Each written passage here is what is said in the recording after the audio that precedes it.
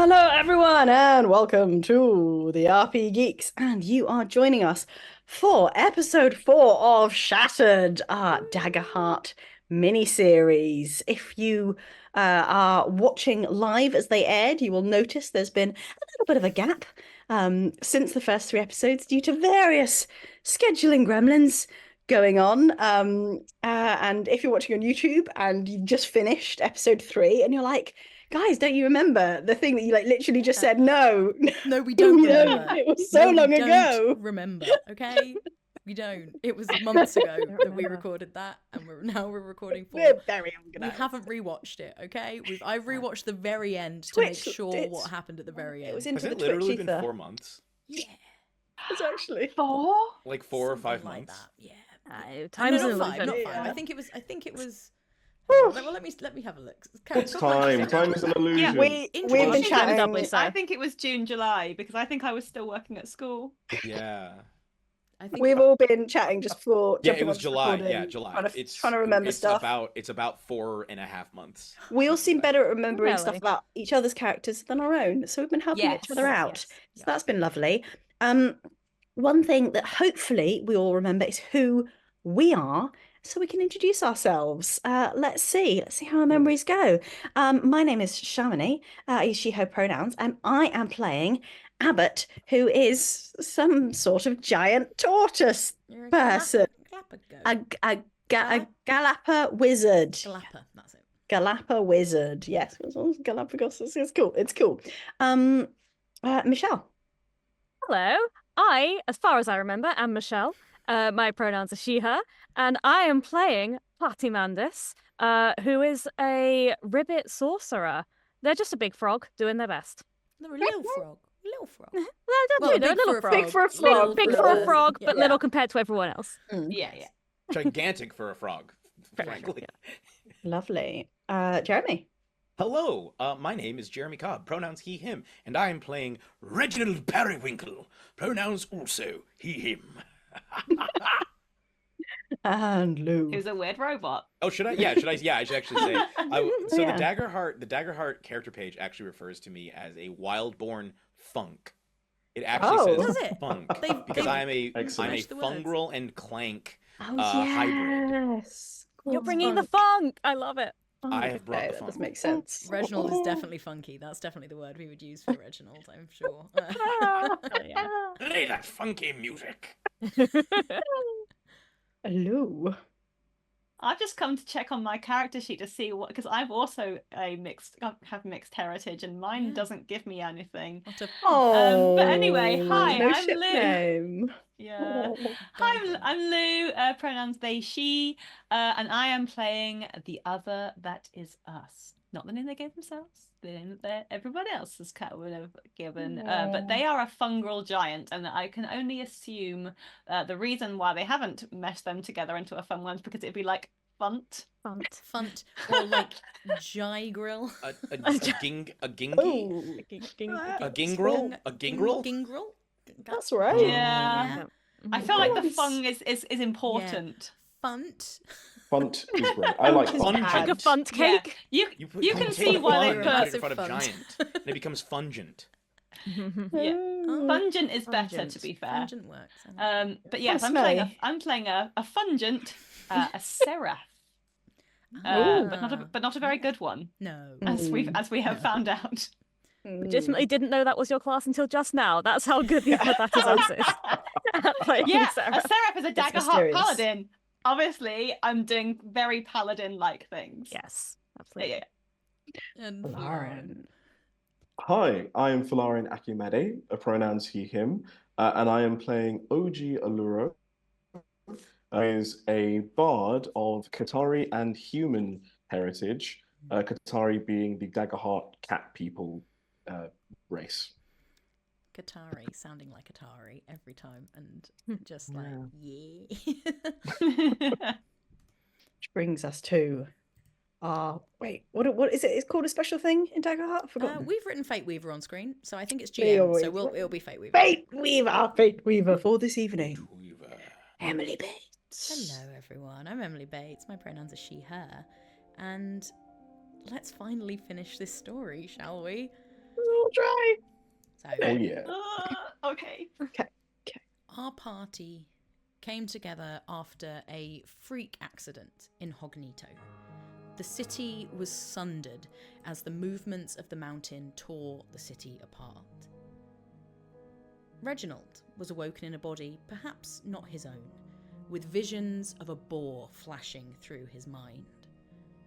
Other that is us, a giant fungril, part of an order who worship the mountain and who can speak to the heart, known as the Mesolith. Abbott, a scientist longing to conduct their research, but seemingly swept up in this mess when their professor went missing. OG, a self-professed flim-flam man known for tricking and deceiving his way around the Jags since losing his family. And Platty, desperate to be respected by the guild of the here to there, believing their measurements of the little things just as important as the movements that chase the cities around the mountain. This unlikely band of adventurers find themselves hidden in a tunnel above a cavern inside the mountain, an arcane sigil burning bright blue in the ceiling, a group of people chanting and casting beneath, with 5 bodies chained to the walls of the cave, their souls being used as power, and a demon with tusks and glowing red eyes crouched on the floor beneath. Now, we're gonna go through what you each focus in on as this demonic figure appears, and you're going to have a moment after it to kind of tell me where your character is at this moment and any impulses you might have. This is not an action, this is not you drawing a sword. You draw a sword is about as far as you'll get, right? This is 1 second. So let's begin with Reginald. You focus immediately on the physical. The tusks, the red eyes, and the golden ring beneath this creature's nostrils. The ball. The face you have been seeing in your mind since you woke. And perhaps the last face your wife Delilah saw. Reginald, what are your thoughts and feelings at this time? Does the beast know I'm here? Doesn't seem to, but make me this is where we pull up the rules, make me an intuition check. Right. Just to make sure. Just to This is a make sure. D20 system. This is D12, no, please don't, Jeremy. Jeremy, 2 D12s, you know this. No. Please, I'll cry. Back in Reginald's days, they used D20s. In my day, we've downsized rather harshly since then. What check am I making? Intuition, please. Intuition. Right. That is. Let me see. I Where cannot is find... intuition? I was going to say, yeah, I was going to say, I is cannot there a- find There isn't intuition. anything called intuition. Would it be perceive? Oh. Would it be instinct? It'll be instinct. Instinct? This is Okay. I'm on Daggerheart.org. There should be. I really had a moment where I was like, wait, do I not know the rules? Like, even worse than I thought? What? Yeah, I got really another worried. update. I was on Daggerheart.org. For God's sake. I got a 7. Okay. I with- think you might want to be on demiplane if it's Yeah, helpful. fine. You know what? Wait, does this have Just a... can't I was Seven rolling on with my... hope or It has a fear, dice Jeremy. roller. I'm just going to click. Very Oh nice yeah, dice roller, dice I'm roller. on demiplane because the dice roller It there gives is you the making it hope much and the easier. fear. It's Oh, great. You want the Exactly. hope and the fear. That's Okay, sorry. Sorry. 10 and... They're the same. 10 and 10, 21. that Critical is success. a crit. Ooh. So with that, you can clearly see that this figure. I mean, you are maybe, let's say, what's a good height? You're maybe 20 feet up from in this cavern. So you've got 20 feet down. And although this creature is tall. I think this creature is around 20 feet tall, but you're just above its eye line, and it's currently On all fours. It's currently in 20 feet. superhero pose on the ground, so it's done the 3-point landing. Okay. So you know currently it has not seen you. However, and no one below has noticed you. So currently you think you are hidden. Okay, with my critical success on just sort of like looking this thing over, and because I think immediately I'm switching back into hunter mode, perhaps more deeply than I've been in a very, very, very long time. Yeah. Does this thing have any spots? Like, if I was going to, for different kinds of animals, it's best to attack them perhaps in different parts of the body. Uh, is there, just as a hunter, an experienced hunter, can I identify a body part, an area of the boar that would be perhaps the most vulnerable to attack? I'm not saying that it needs to be like mechanically, oh, I do more damage here. I'm just saying like my character, because that's where I'm in fear. I'm like purely like this thing needs to die, and I'm going to hunt it. I failed before. It's going to die today. And this definitely falls under the sort of instinct as well. So with your critical success, you look over this creature and you see at its chest, you see a sort of burn mark in a sort of a pattern that's sort of exploded outwards. And looking at it, you can almost remember placing the point of your gun in the center of its chest and blasting it backwards. And you know, and you have a memory of sending it back through some kind of gateway. You remember you injured this, you and your old companions, but you were not able to bring it fully down, hence why it has intruded into your dreams of late, and you do not know if you would be strong enough to do that now. But in terms of, it is a tall creature, and in terms of leverage, if you can get it to topple, you can push it through things, you potentially can maneuver it just by it being a very slow, slightly lumbering creature. The other thing you notice with your critical success is there is something not quite right about it. It's not quite there. And you can't see through it, but when you look at it, it's almost like your eyes don't want to focus on it. It's almost blurry, but just a slight amount. Like it's fuzzy around the edges. It's how I've been feeling for a very long time. I would, let's see, I would like to start to try and position myself underneath it. So, because it's on its chest, and this thing is on all fours. So that means that I need to get underneath the boar if possible. I'm currently above it. Yeah. I have Lightfoot, which means that I have advantage on rolls to move without being heard. Would it be possible for me, and it hasn't currently seen me, could I begin to stealth my way and try and come up like sort of behind it? Okay. Yeah, And I mean I'd like that's to crawl very underneath it. like we won't do the move yet. We'll do that probably when we get into sort of more of an initiative kind of not initiative kind of All right. thing. But yes, absolutely, that's definitely something you sort of you Yeah. see that getting behind it and not being seen is going to be key. And also the people sort of chanting are all around it, but the majority are currently facing its front. But they are enraptured in looking at this thing's face, and you know some are on their knees groveling, that kind of thing. Then I think my fungal system like spreads out and begins to like fruit, but in such a way that I almost look like I'm moving, what's the ghillie suit? It turns into like a ghillie suit over me, and I start to like sort of slide slowly down the cliff face, I guess, Beautiful. down to try and get closer. Lovely. Oji, the figure is imposing, but your eye is drawn to the people on the ground, the family. Some look enthralled, some chant, some grovel at its feet, and some look scared.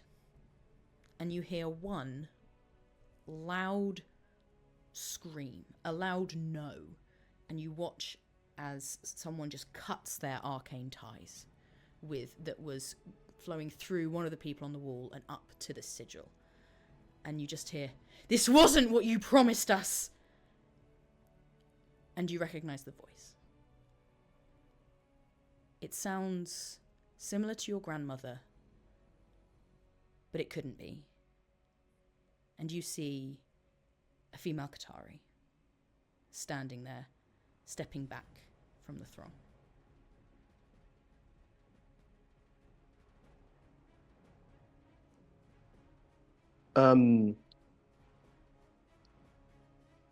I think up until this moment, even with the possibility of potentially discovering what had happened to his mother, even with that sort of hovering about, OG is very much kind of,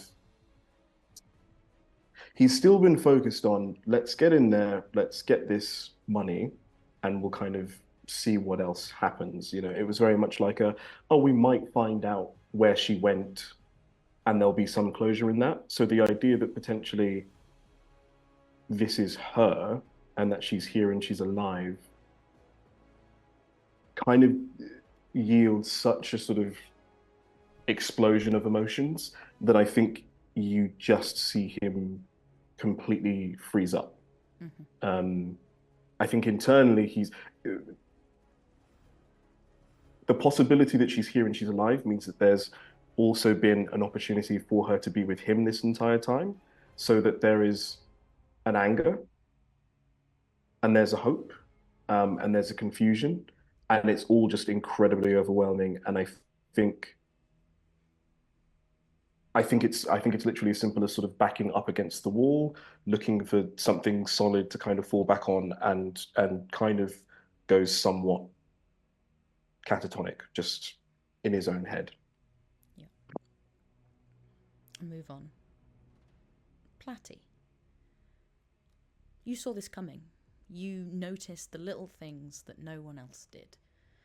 And while on the ground there are people, figures, magic, demons, your eyes fall to the floor, where the immense feet of this behemoth stand. And as he stands and takes a step, if you were to write it in your journal, you would write no movement. The pebbles on the floor stay as still as the tower we first saw you watching. There is no imprint in the ground, and there is no cloud of dust. He is simply not making a physical impact.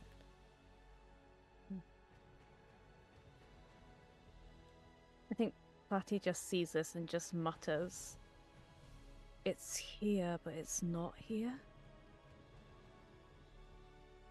And I think what she wants to do is use her natural abilities that she has to manipulate stone to try and create a crack under one of its feet and see if it changes its balance, if the ground changes underneath its feet. That's Boy, lovely. smart, so smart. That's lovely. I tell you what, we'll come to that when we start running more things, but that's lovely. Abbott,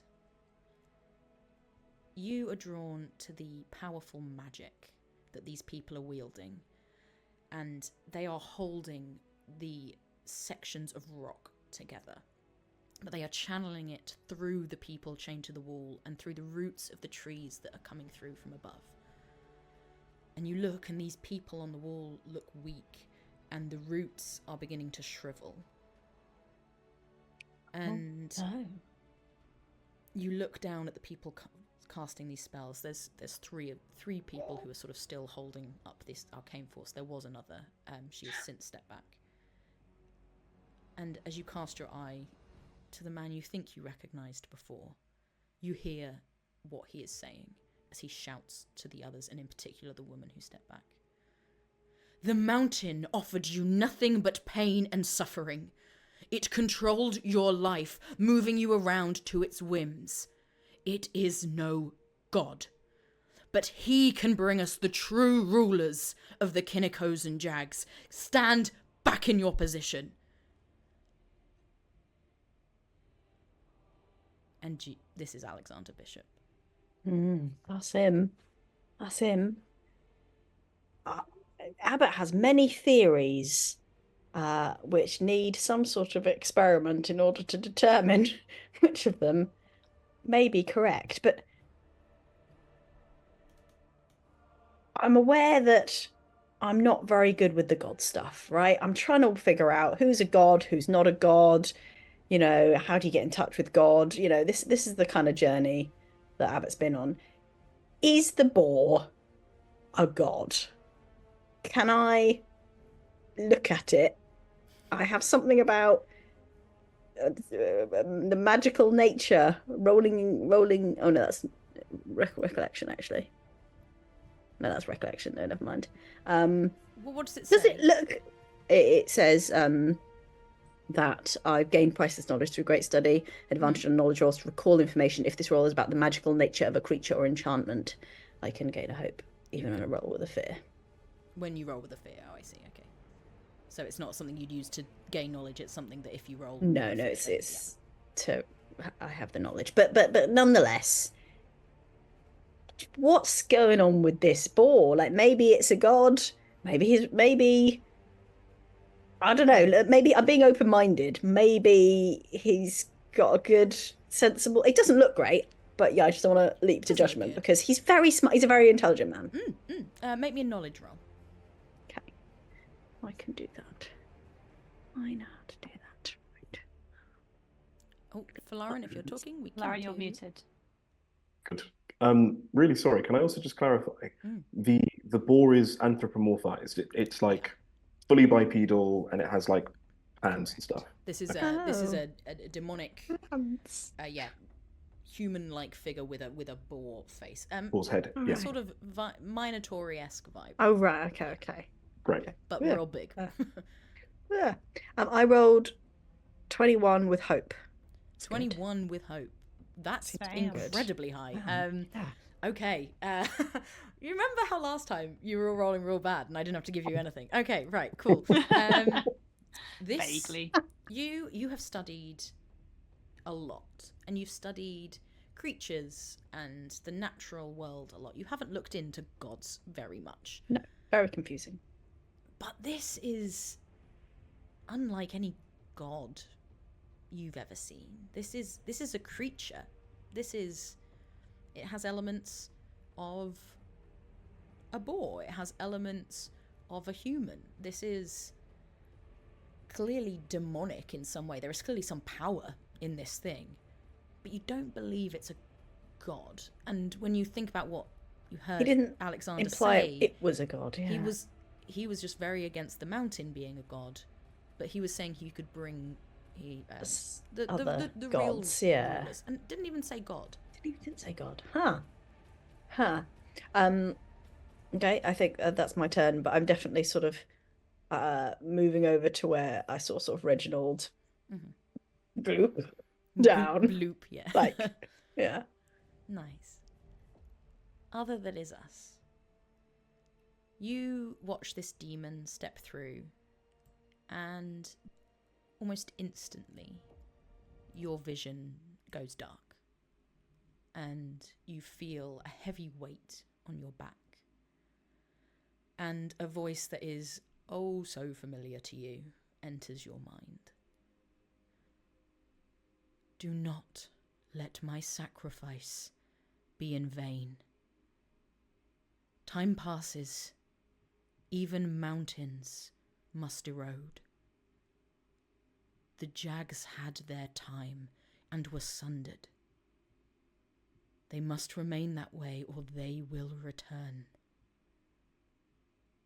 Find your power and protect the true heart of the mountain. Protect its people. And you feel a warmth spread down your sword, down your back. And you can't see anything. You raise your hands, there is nothing in front of you. You are just in a black void. What do you do?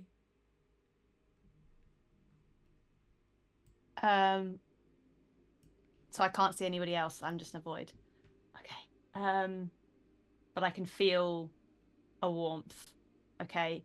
Then I'm going to do something that I guess that I don't think the other That Is Us has ever done, which is that they are going to reach backwards from over their shoulder and draw the very large greatsword that they strapped to their back at the monastery and have not looked at or thought about or done anything with since. As bring it in front of them. Yeah, as you reach back, you can't see anything, and you draw it forward and you're waiting. You're expecting to see it as it appears in front of you. And you hold it and you can feel its weight and its warmth in your hands. And there's nothing. Until it just starts to glitter and glimmer. And then, foom, foom, foom, runes light up along this blade. And the warmth turns into this almost icy cool breeze that, if you had hair, would blow your hair back. And with that, you suddenly find yourself standing in the tunnel, sword drawn, and all of you see Other That Is Us looks taller, stronger, bigger, potentially, than they've ever looked before. Already so big. And they were so big. And there is this gleaming sword. It is not bright light, I will just say that. We're not suddenly announcing our position to the world. But it's that kind of dramatic underlighting. There's a little bit of that, yeah, a little bit of glow. Yeah, what colour would you like it to be, the lighting? It's orange. Lovely. And it sort of highlights all the pores that cover Other That Is Us, and almost makes them look like they're glowing from within as this light bounces through the different crevices in their skin. Okay. Okay, so you can now use any of your Seraph abilities should you wish to. Does that mean I now have some strength? Yeah, you can add whatever you need to your strength to be able to use your abilities. So I have a negative modifier to strength. You no longer have a negative modifier. We'll do a +1 to whatever strength you have. Okay, fair enough. Which means I have a prayer dice. Okay, so they turn round and look at their companions. They see Reginald about to, and Abbott about to kind of loop down, and Patty sort of, everyone's sort of getting ready. And they turn around and look and say, the one that is like a boar is threatening the mountain, is it not? I He think looks in everyone's faces. Then it does not leave this place. Let's go. Bully. It's the only thing Reginald says as he's moving. He says, bully. So we're going into a combat of sorts. This is actions and things. Let's quickly resolve Platty. You are trying to form a crack in the floor. Can you make me... There isn't an arcane... Is there a magic roll? She says. So with right? my elemental origin, I can shape the earth. Yeah. If I wanted to do it as a damage, I could do it as I can spend a hope to make to do an action roll and then roll damage on that. I'm not going to make you spend a hope unless you want to do damage, but what I will say is, can you make me an action roll anyway? DC will be let's say oh, what's a good number? Hang on, I've got to think with the 2d12s. Let's say What's a good number? yeah, well I've got to work out the stages. How to GM with Emily Bates. Think of a really good number. Think of a really good number. That's the number you need. I like the number 12. But let's say we're going to say 12. And this is to see whether you can do this subtly without people being potentially alerted to your presence. Ooh, okay. Or not your presence, but alerted to the fact that someone is messing with something on the floor. Should I make that as a finesse roll then? I'm being sneaky, sleight of handing? Yes, yeah, I will let you use finesse, yeah. And in fact, I'm going to make it a 10 because there's a lot going on. Okay. And then... that was a 5 with hope. A 5 with hope, okay. I think the with hope is that the demon doesn't notice. So the ground does crack under his foot, and as you watch, you focus in on the foot and you still see nothing. It is not impacting. He is not. There's no way that thing is interacting with the ground. But as that happens, it was with hope. This is where it's hard. When it's a failure with hope, this is tricky. Because if it was a failure with fear, it's like, fine, cool, they know you're here. I think one of the sort of, not someone doing the magic, but one of the sort of initiates of this family, or the family, sort of goes, something's weird. What was that? And you see, and you feel like everyone is now maybe on slightly more high alert than they previously were, and are maybe about to start looking around. Reginald and Abbott, you were going to start trying to move. Is there anything you have to roll for your Lightfoot thing, or is that just something you can do? It's always active, but I have it. Basically, all it does is give me advantage on stealth. Okay, so Reginald, make me a stealth. Let me Or ask hide, I guess. Yeah, See, you have advantage on rolls to move without being heard, so there's no specific skill. So it'd be associated finesse with it. again, yeah. But Yeah. is everyone planning on moving down, or are some people going to stay up in your sort of little tunnel cubby? Because OG, I know you're feeling. Yeah, but I think roused by what the other that is us has just said, I'm probably gonna head. All right. In which case, let's do a group roll. So let me get this right. You can all say you're helping. Do you have to spend a hope? Well, actually, do you before we start making rolls, do you mind if because I think once the other that is us says sort of we can't allow it to leave. I think OG says it's kind of like, wow, big guy, didn't know you had it in you. All right, well, if we're doing this, then I reckon let's do it clever, yeah. And I'm just gonna quickly use. I have a magical ability to adjust my appearance to magically shift both myself and my clothing to avoid recognition. So I'd like to wear the clothes of the occultists, please. And then I'd like to cast a spell on Reginald to make him invisible. Great. Perfect. Can you just...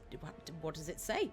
So I basically need to make a spell cast roll while touching the creature. Okie dokie. What do you have or at to least hit for that? or in fact, I'm going to look around and say, actually, who wants a spot of invisibility? Because I think Reginald maybe makes the most sense, but I'll give it to anyone who wants Reginald's it. got fairly decent stealth already, so maybe... But, I would. You can give it to somebody else. I have advantage and I have pretty solid finesse. Fine. I mean, I'm a big orange mushroom with a +0 to finesse. You know what? So I'm gonna literally, as I literally said, didn't know you had it in you. I'm gonna like pat you on the shoulder, make my spellcast roll, and that's going to be a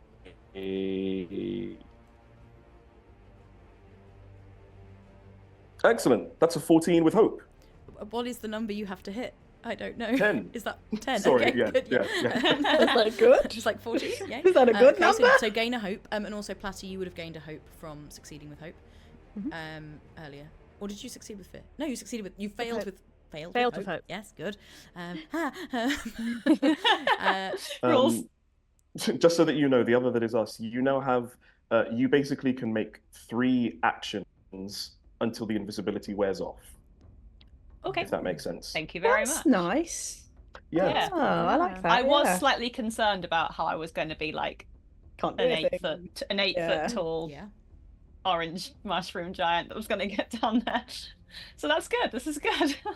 I think when I see OG do this and see the other that is us disappear, and I'll also clock that Reginald is making to sort of head off behind the boar creature, and I'll just hop over and place a hand on the shoulder if I can reach on this large fungal giant. Place a hand as close as I can to Reginald's shoulder. Oh, you absolutely cannot reach my shoulder. Oh, it's Reginald. Oh, okay. But I think Reginald's also a giant, right? No. Oh, you're a I'm fungal very low to the flank. ground as well, Fungal yeah. flank. Okay, yeah. I can just about I'm reach normally your an average shoulder. height, and currently I'm We're linked by crawling across the ground. mushroomness, not giantness. Yeah, mushrooms. You see some mushrooms moving across the ground, sort of very slowly. Yeah, I'll reach out and sort of just comforting pat one of the mushrooms, and just kind of be like, "Be careful, all right." And I have a spell called Wall Walk. I can spend a hope to allow a creature I can touch to climb on walls and ceilings as easily as walking on the ground below. Oh, awesome. Do you have to roll anything for that, or does that just happen? It apparently just happens. I spend a Great. hope, and Oh, now it's a you hope, can yeah. do that. Great. Until the end of the scene, or I cast it on somebody else. Beautiful. There you go. Oh, Reginald, you can really? now walk That's on very walls. nice. Really sorry. I'm also going to say, just as everyone is sort of going off and doing their thing, I'm just going to say, all right, so just try not to die, yeah? And that is my rally. What a beautiful Not to die. rally. That's it, just quick and to the point. Once per That's a session, as your D6, party right? prepares to enter a dangerous... I think it's a D8 now. No, I'm lying. It's not a D8, it's a D6. If you'd said it was, I would have just believed you, but that's fine. Thank you for your honesty. I was thinking, what, have you leveled up or something? Like, that's Well, incredibly well, you know. I have a very important question, Emily Bates. I'm invisible. Yeah. I am carrying smoinks. Does it look like there is a tiny pig floating in the air? Oh, I really want it to look like do that. you? Yeah, I mean, do or we is- want it to? Because What do you want it to? Well, it depends what everyone's doing, because if that is the case, and for example, if Platty is a squishy spellcaster that's going to stay up here, I will take smoinks off my shoulder and Surely a floating pig in the middle of a religious ceremony about a boar Right. is the thematic. perfect To thing. be fair, I think there is a floating pig. It's a I think we will manifestation. go with that. There's a floating pig. I will take care of the floating pig and make it a non-floating pig if you wish. The other that is us. But it's up to you. is the one that is a small winking creature going to be safe? Oh, I wouldn't let anything happen to Smoinks. I'll hold him. I'll keep him up here. It is in your care. Oh, thanks. Yeah, I like this. And you're like, Yeah. It's still quite a small pig. It's like a micro pig love kind of it. size. Okay. Yeah. Oh. But that's still quite big for Platty. That's It's like big for yeah, Platty. it's Still picking quite up big like for a Platty. Labrador for a human, I would say. Like, you know. like in one hand. Yeah.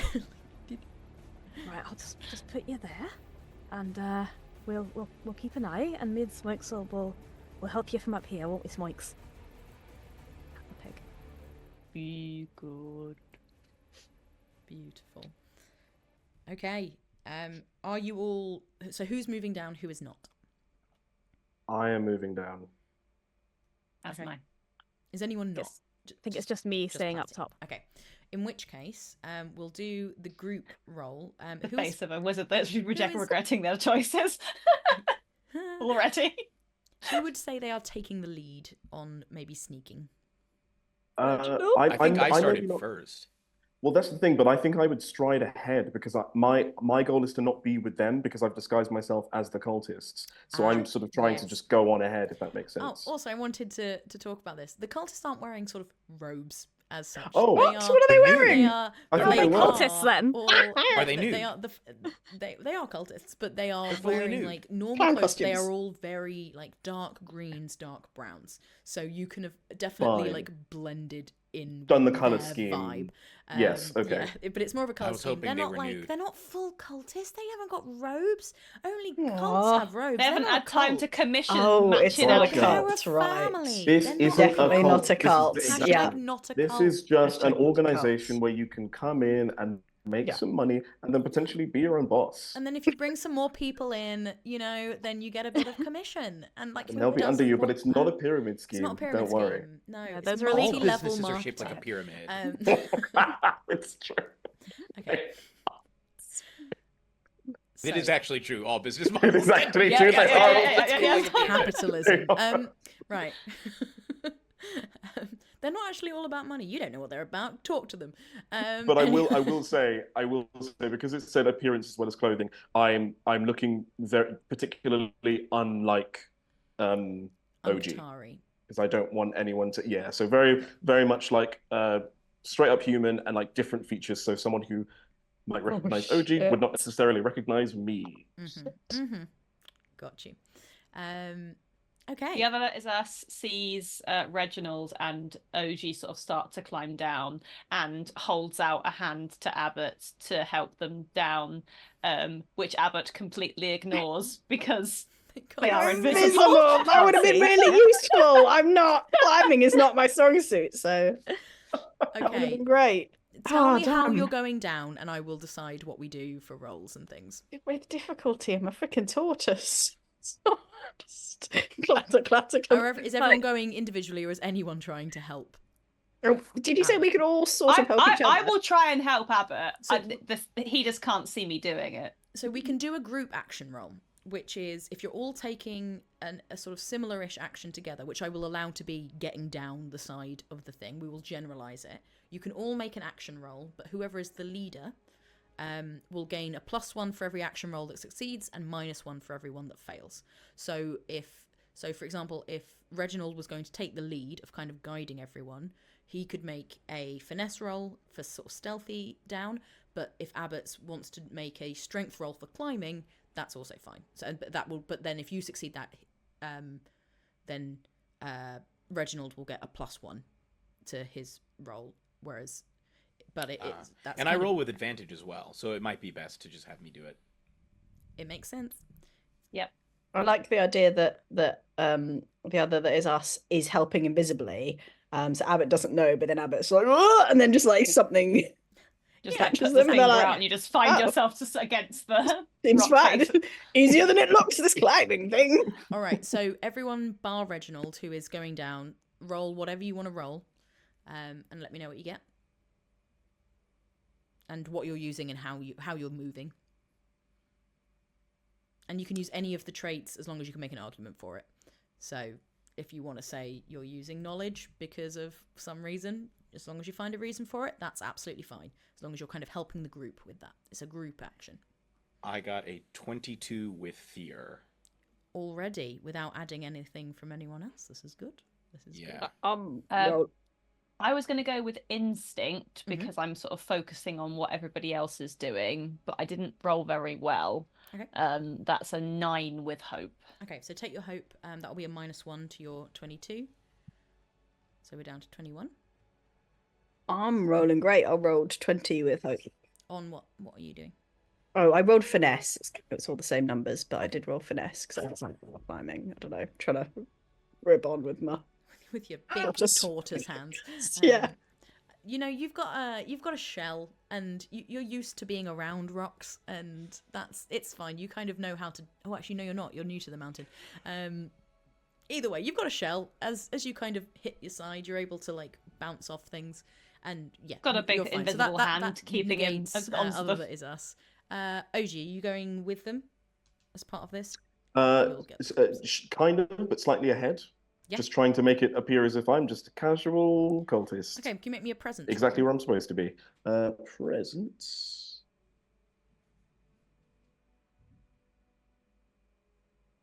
Oh wait, what's just happened? Is it not called presents anymore? No, Whatever That the one's charisma real. one That one's is. real. Oh, I got a 22 with fear. Okay, that's fine. Just add another little fear dice for Emily. Damn Lovely. it. And Snaps of Reginald got a Jeremy. fear as well, didn't he?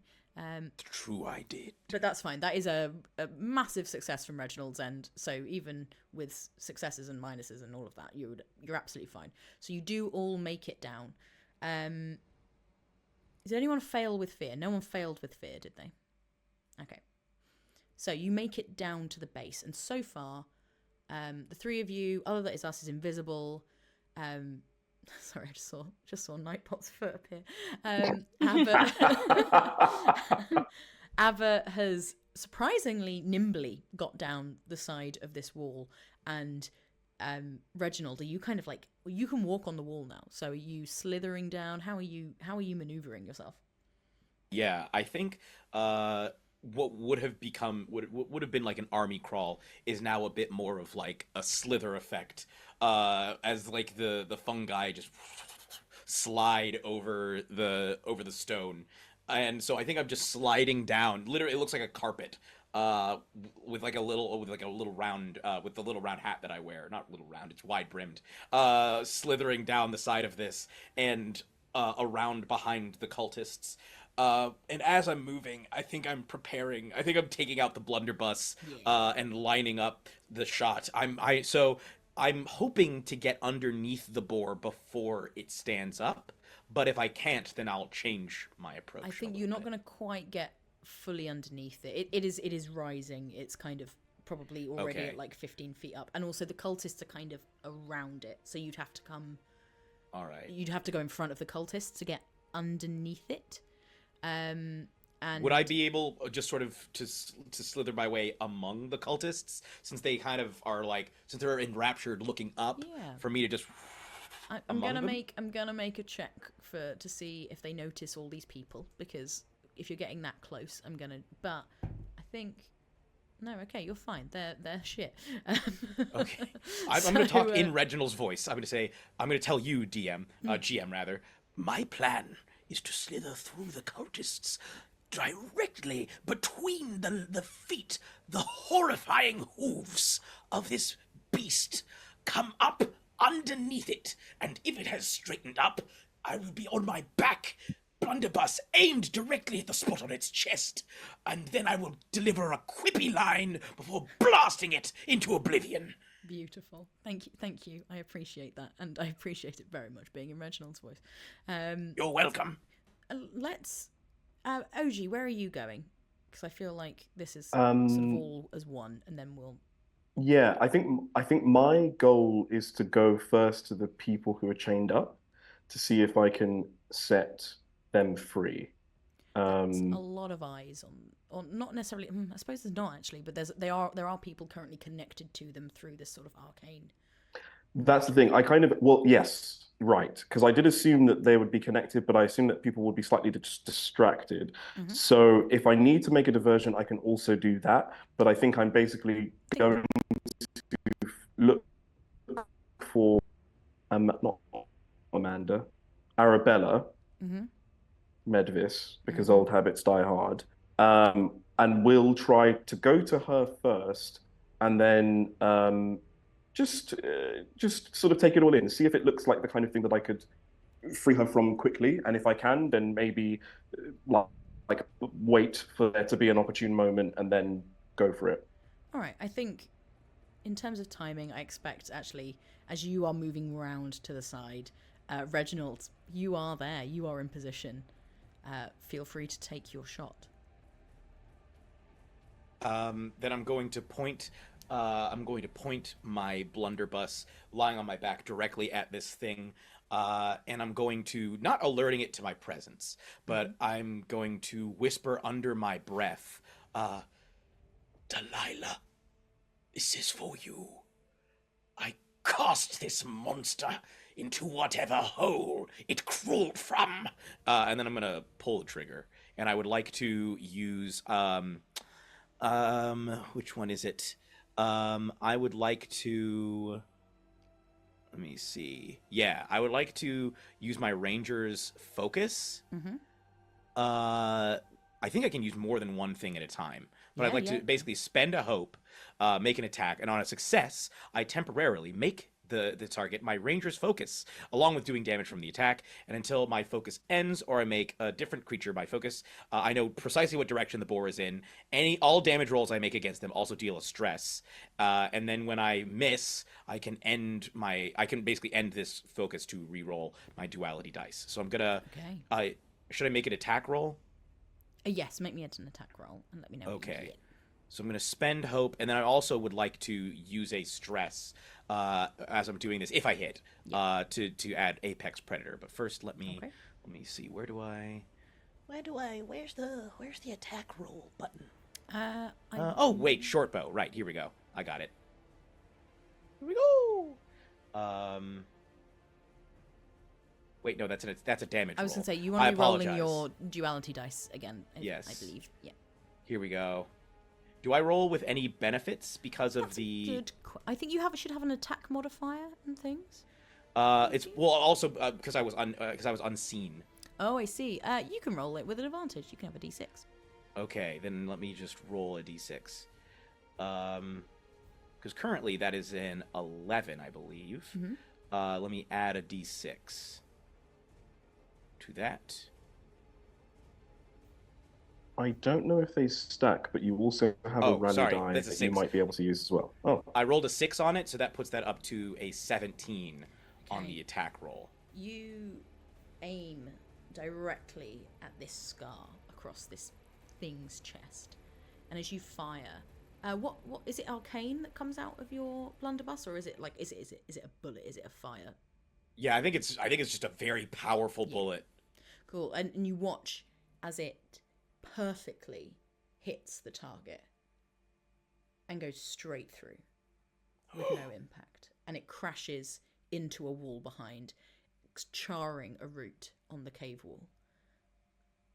No. The my image of this goodness. boar almost flickers for a second before it looks down and just goes, "Help me." And you see the cultists suddenly turn and all look down and start looking around at you, all of you. Or, well, those of you who are not invisible / looking like, basically, sorry, Abbott and Reginald. And you can go. I don't even know. I don't even know if I. My goodness. I will let you, however, have the mark on the boar still.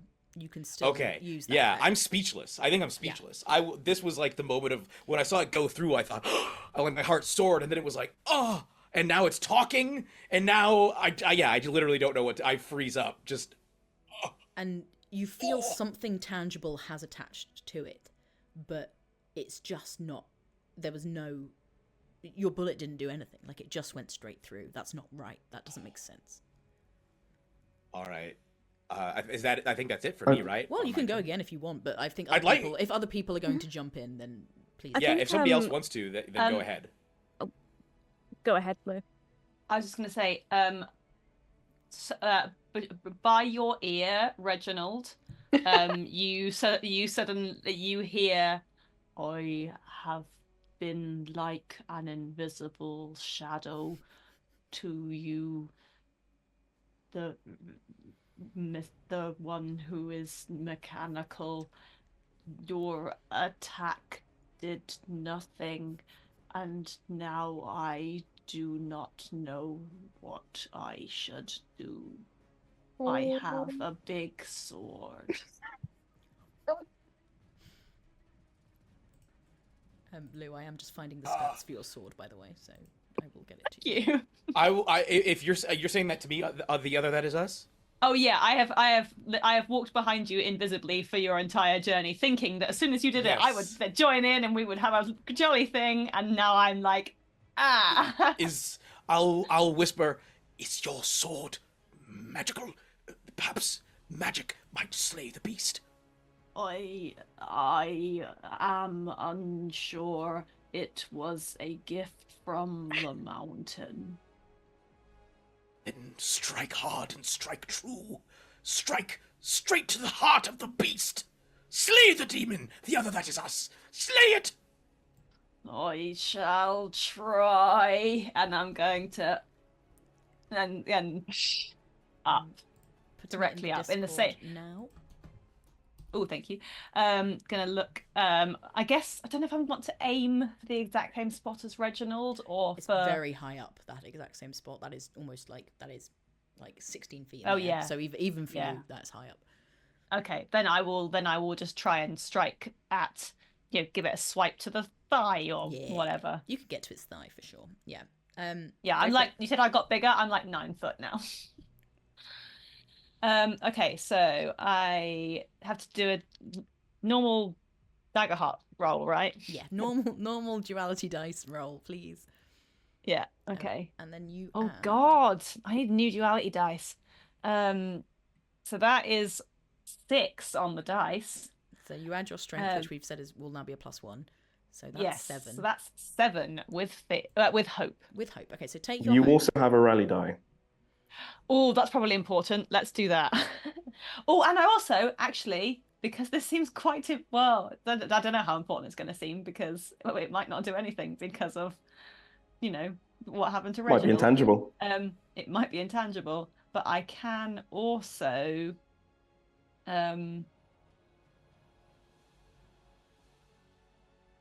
Ooh, well, I can do that. That would be fun. I have fun things now that I didn't really know what they were before because I couldn't do anything with them. Make me an instinct check for me. Other that is us. Okay.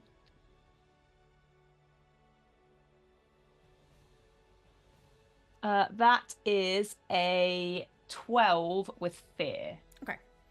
As you are swiping, like you're in the middle of this swing, and you're like right on the edge of hitting this thing, and you sort of feel the urge to put more behind it, and you can feel there's going to be no resistance. Your sword is going to go straight through, no matter what you do. Okay, well in that case, what did I roll before? 7. But thank you for the I'm fear gonna dice. I'm going to use my OG power. God, which is a 2. So that's a 9. And I'm also going to use I'm going to use my prayer dice. Mm-hmm. So I'm going to aid myself, and I rolled it at the start of the combat because I'm supposed to do it at the start of a session because I'm supposed to, have it already prepared, which I didn't. I didn't know I was going to be able to. Look, it's our first time playing and Daggerheart, everyone. Yeah, and that's a 3, which means that bumps me up to an 11. As you go to swipe, you move through and you make connection with nothing. And you feel yourself sort of turn around, and suddenly you are face to face with 5 cultists. And, well, they don't see you, actually, but they are bearing down on Reginald on the floor. And 2 of them, Reginald, are going to grab you and lift you up and pull you back. Can I quickly intercede? Because I think the moment that first bullet went off, I would have gone, that's enough of a distraction for me to try and free one of the prisoners, particularly seeing that they seem to be tied up with this arcane thing. Can I attempt to free Arabella? You absolutely can. Make me a strength roll. A strength roll. They are sort of, as you look at the chains. Actually, hang on, before you do that, as you look at the chains that are holding, you see they look like regular sort of manacles, but there is almost this like black smoke around all of them. And it's the same on all 5 on the wall. Black smoke on all of them. Okay. May I, rather than making a strength, is there a world in which you'd allow me to either attack them or use finesse, like Tinker? How would you use finesse? What have you got that you would do? I basically reckon that with my dagger, and if these are manacles in the traditional sense, it's effectively me being like, I'm a con artist. I've definitely gotten myself out of some chains in the past. Yeah. So I'm just going to, Absolutely, yeah, you can use finesse. You can also spend a hope to use expertise if you've got anything you want to add to it. I've got one of my experiences that I'm a con artist, so I'm going to add the +3. There you go. So spend a hope. Oh, I forgot about that. That's more things I could have added. It's, hold on, wait. Where do I, okay, so I'm going to use hope, that's gone.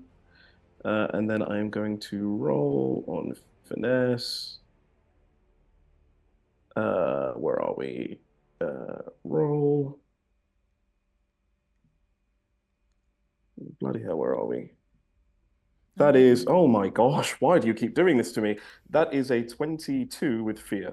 Oh, yay. Okay, well, I'm going to use that fear immediately. But you do, you manage to jimmy the lock on one of her wrists. And the first time you do it, it sort of makes quite a lot of noise. And again, you see more of the cultists turn to you. There are, I realized I didn't really say, there are 3 people now with magic that are trying to pull the keep the rock together, and then there are six other cultists around. And I will say we'll now put 2 on Reginald and 2 are now turning to you, OG, but you do manage to Arabella drops to the floor and is sort of, she is, a skinny, maybe 15-year-old.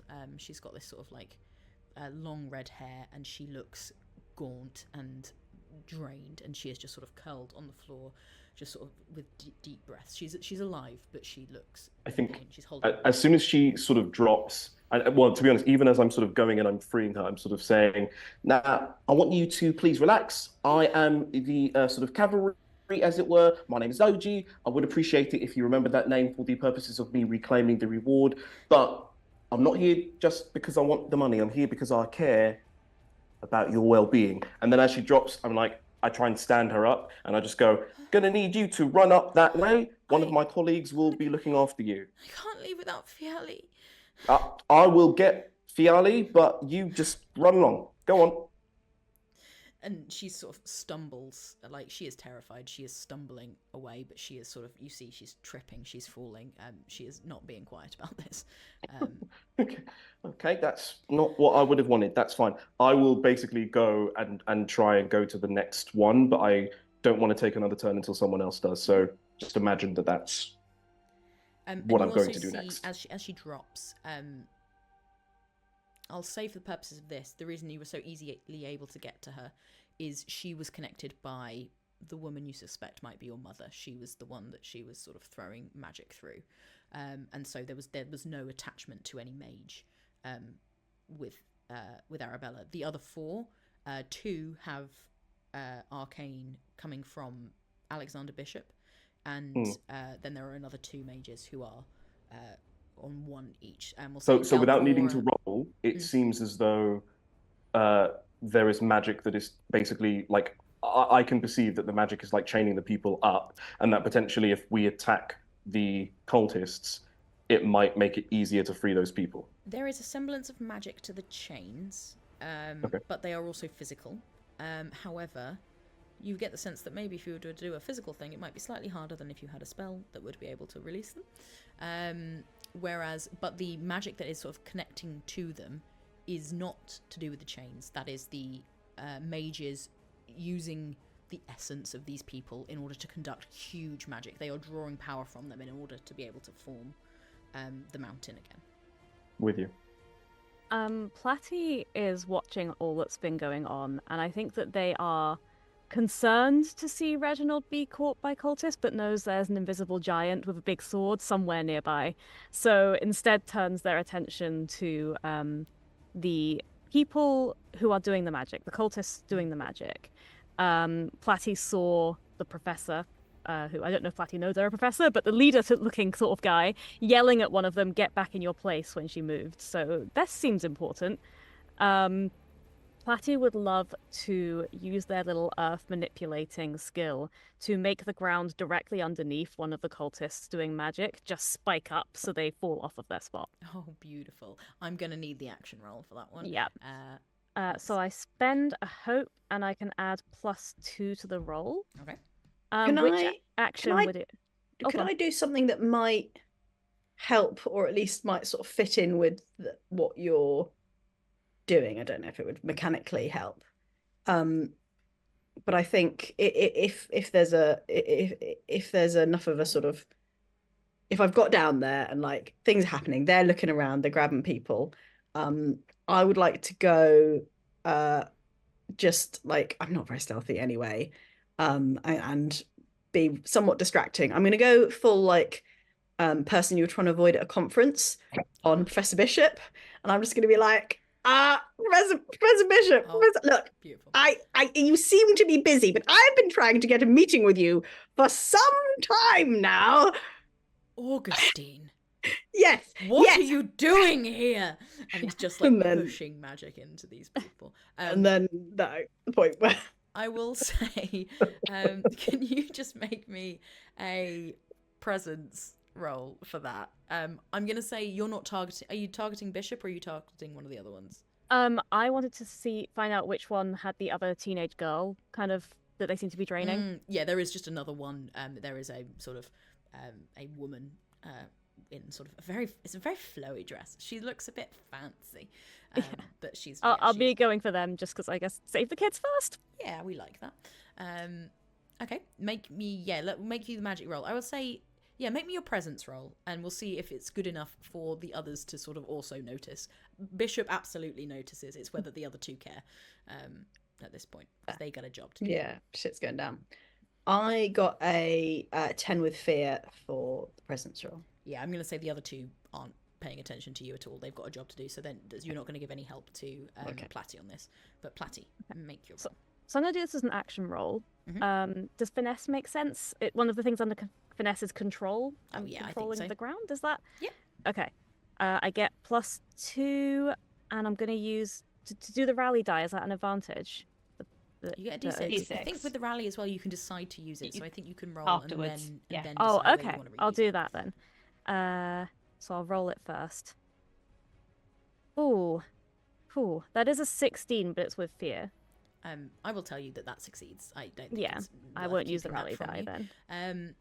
So tell me what it looks like as you are going to knock this woman. She's going to tumble backwards, and the arcane sigil, the arcane sort of chain will be broken. So I think it's exactly that. I think Platty is seeing, observing, with those big bulbous eyes, everything that's going on, and then just makes a very sudden movement that's just their little webbed hand just goes up, and in line with it, a spear, almost a spike of rock, just shoots up underneath this person, so their feet are thrown to either side, and they're just knocked off balance and sent tumbling backwards. Beautiful.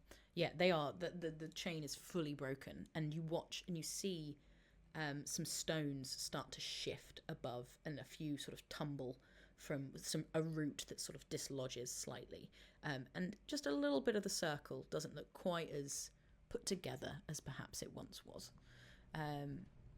Anyone?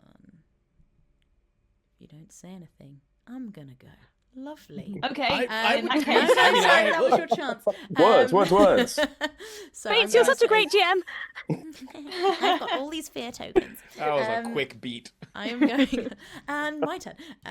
I am going to say we've got 2 have grabbed Reginald. I'm also going to say 2 are coming over to you, OG, as well, and are going to sort of turn you around and be like, "What do you think you're doing?" Oh, I was told by the big man in charge that we got to let them go because it's part of the ritual. You're not part of the family. And one of them is going to draw a sword and just slash at you. And that is, I believe, I just roll a d20 because I get to roll a d20. It's a 4. Oh, yeah. Is 4 going to do anything? Oh, should I? I'll just. Just do you want I'll to have a have check a now. little look? No. No. Okay, great. Cool. So that one sort of slashes at you and is like, "Get away from all of them," and just sort of is pointing this sword at you. I'm just gonna go. Whoa! Now here's the thing. I think you've gone straight to the weapons when we could just have a lovely conversation about this, and perhaps we could be friends. Who are you? All right, let's not be friends. I'm going to use Arcane Barrage. Just Once per answer short me now. rest, use an action to bend any number of hope and shoot magical projectiles that automatically strike an enemy within close range. Sounds similar Um, to something, doesn't it, everyone? What do you- yeah. Weird. I I don't know what you're will. talking about. Magical barrage. Once per short rest. Barrage. This is your That- use. I guess. Sorry, once per short rest. I guess I can only use it once. Yeah. So I might sounds as well like just it. use all of it. Oh, what? So have you got different amounts that you can send? Yes, I can do the number of hope that I use. Oh, but I can use hope for other things, I guess. Yeah, you've got. I'm lots gonna of uses use of hope. Yeah. 3 hope Mhm. to do 3d6 of damage at this point. And it just Awesome. automatically does the damage. Yes. Okay. Which, and again, I have used this ability You can't do in a it previous session. This is the thing. It's very okay, that's it. will- You got to do it once. I will let you do the magic missile thing of sending different ones to different people, if you would like. Oh, that's very nice of you. Thank you so much. In which case, I might do, because you said that there's one in front of me and There's then there's 2. another one. Yeah, there's 2 that Okay, kind so of I run might in. do 2 for each then. Okay. And they just hit. This is Yes. magical barrage. Yes. So hold on. We will say So can you roll me each dice one at a time? I'll say each dice can go to a different person if you choose, and I'll that's tell you if very, they go down. very, or not. very kind of you. That first one is a Oh, why does that happen? It's a 4+1. I don't know why there's a plus Okay. one, but It will 5. be your magic. It will be your spell casting kind of thing, I assume. Oh, I thought my spell's 3. Anyway, sure. I don't know. I'll go But with yeah. what it says on the sheet. Yes. Yeah, with a 5, you watch. Do you want it to kill them? Oh, if that's possible. Yeah. How do you kill them with this first magical barrage? So when I use this particular magic, my eyes, which are already quite feline in appearance, they sort of have that sort of reflection that you often see in cat's eyes.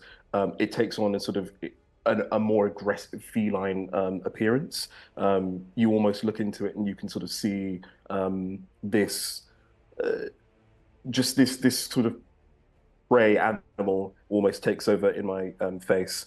But then it's manifested in almost like spirit cats sort of just emerge and like scratch at this person and I guess scratch this person to death. Yeah, you watch as this sort of like scratch comes out and just claws at its face, and they just drop to the floor. You've got 2 more. Um, These cultists ain't yeah, strong. I will. Yeah, I mean, I'll do it. And as I will turn to the other one and go like, my friend, it did not have to be this way, but you have made your choice, and that is a 7. Yep, that's another one down. Yeah, you've got 1 more. You can send it wherever you should like. Do you have a range on those things? It just says, oh, I do have a range, but the range is Close, very close, far. close range. Yeah, I'll say there's another. So you can either hit Alexander Bishop, who is, Okay. or you can hit another one of the 6 cultists. I'll go for the guy who was shouting at the woman that might be my mum. Sounds good. Okay, roll me the damage on that one. Cool. Uh,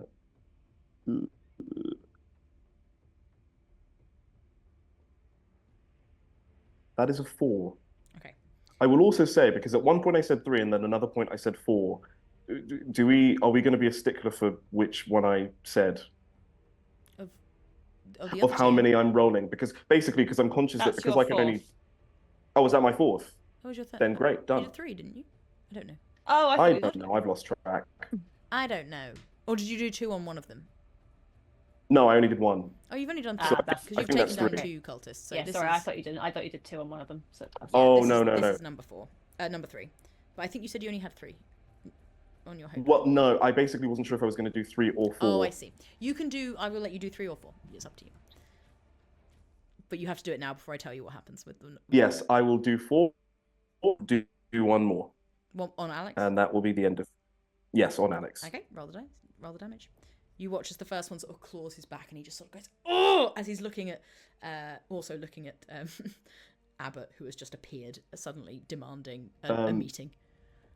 That one's a 6, and as it goes, I sort of go, I will just say that I don't think, as far as sort of professional courtesy goes, that you have been particularly, good, because that is your colleague there, and they have been looking for you. I am trying to do something here, and you see sort of part of his back has just sort of got this like these cat's claws down it, but he is standing. He is fine. He is holding this these beams of magical energy. Platty is watching all of this magical cat murder and just kind of lets out a low frog croak sound, which, where she's from, is an absolutely appalling expletive. Just shocking. She covers Swinks' ears.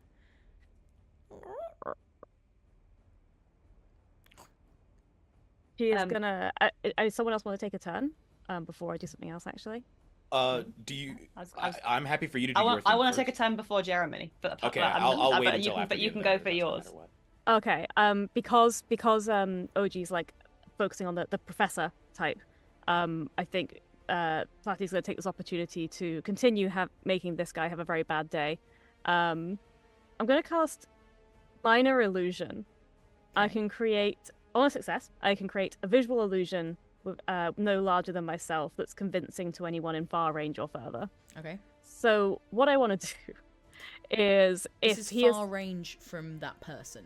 I think so. Yeah. It's close range to me, so it's going to be closer to me than to him. But my hope is that he's turned away from Abbott. I'm going to create an illusion of another Abbott running towards the professor, so that wherever he looks, he's just seeing Abbott. That's beautiful. Do you have to roll anything for that? I love that. I have to do a spell cast roll. Okay. Yeah. With a Just an DC Abbott of kind 10. tumbling down the wall, like trying to get down the wall. Yeah. So that was a Excuse 14 me, with excuse hope. me. Yeah, brilliant. And Absolutely. yes, they see Abbott kind of scrambling, turtling down over the rocks. As these claws go down his back, and he turns and he goes, "Oh God, there's two of you!" and just carries on, like just pushing these beams, going, "What is going on? Someone stop them!" And you see some of the other cultists. I will let you have goes, and then I'm coming back in. So Lou, sorry, other than the other that is us draws their greatsword back across their shoulder and then kind of turns to it and whispers, "Strike true, break the chains." And you just hear a, "I'll try." And then my sword is going to fly from my hand because it's being used as a spirit weapon, and I'm going to strike at the nearest chain. On one of the people on the wall, or one of the arcane sort of... One of the arcane chains. Okay. So there were 3 of those left. 2 have been sort of brought down currently. Yes, and I'm also going to mark a stress to target an additional chain with the same attack roll. Yeah, this is interesting. Okay, roll me the attack roll. Like, let's see. This is a... I can't mark the stress for some strange reason, but I'm going to give it a go. Remember. Yeah. Oh, and I'm also going to spend 3 hope to... Why wouldn't let me interact with my character sheet? Oh, anyway, I'm going to spend 3 hope to get my Paradise back. Nice.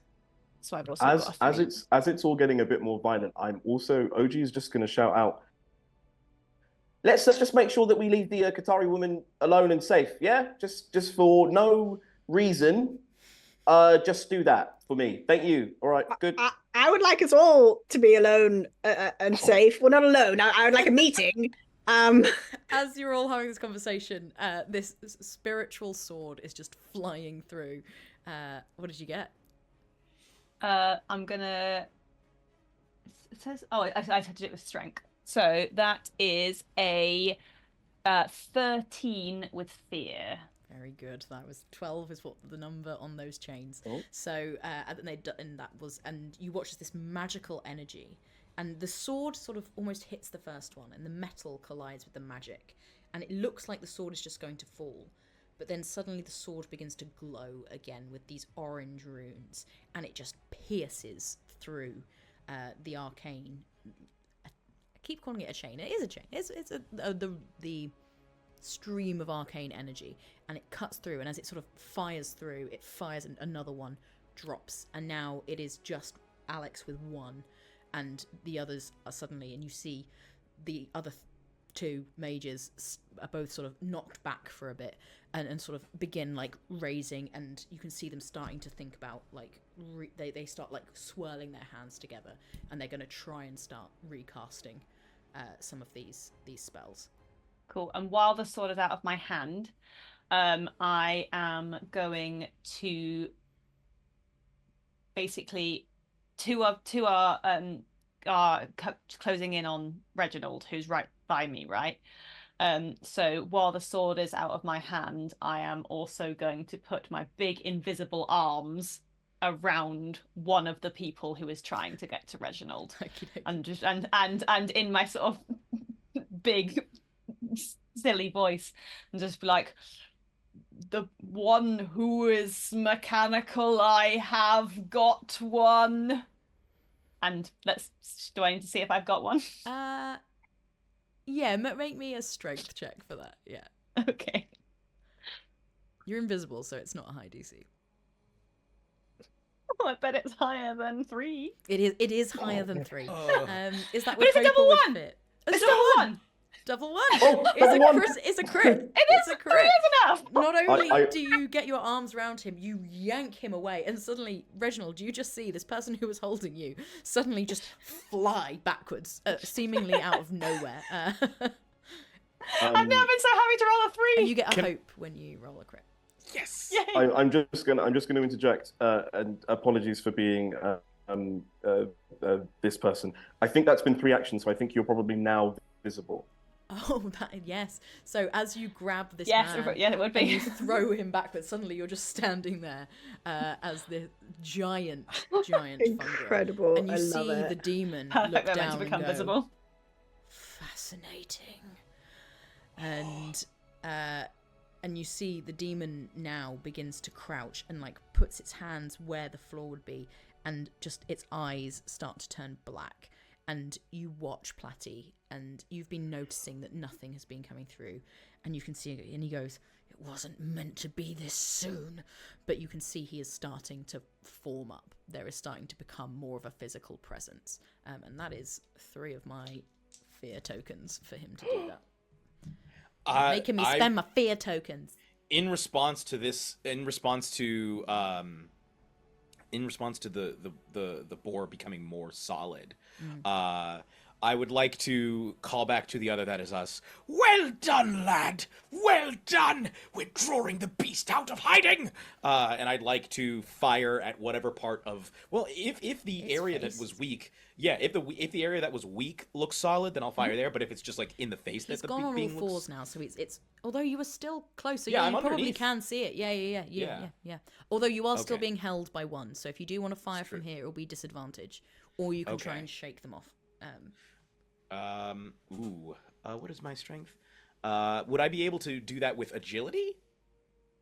Yeah, I'll let you do it with agility. Yeah, go on. It'll be Okay, harder then with agility than strength. Okay, well, I'll try and shake them off. Shake it out. Shake it out. Here we go. It's an 18. Oh, With yeah, hope. 100% hits. With hope, lovely. Take your hope, and roll your damage. I just wanted to get away. Oh, sorry, Can yes, I- of course. Sorry, yeah. Yeah. You happily with that you roll. You easily shake them off, and then you can. I will say that was a ridiculous success on it. So you were able to sort of, as you shake them off, you aim the gun, and you can fire immediately. Okay, here we go. Yeah, drop to one knee, close one eye, even though I don't even know if I see through my eyes at this point. Here we go. That is a 13 attack roll with fear. Let me see if there's anything I can do. If I roll with hope, can I spend a hope to let me see. Can you spend a hope? I don't think you can spend a hope to get advantage. But let me. Have you got anything else? you're able to... Do not worry, Reginald.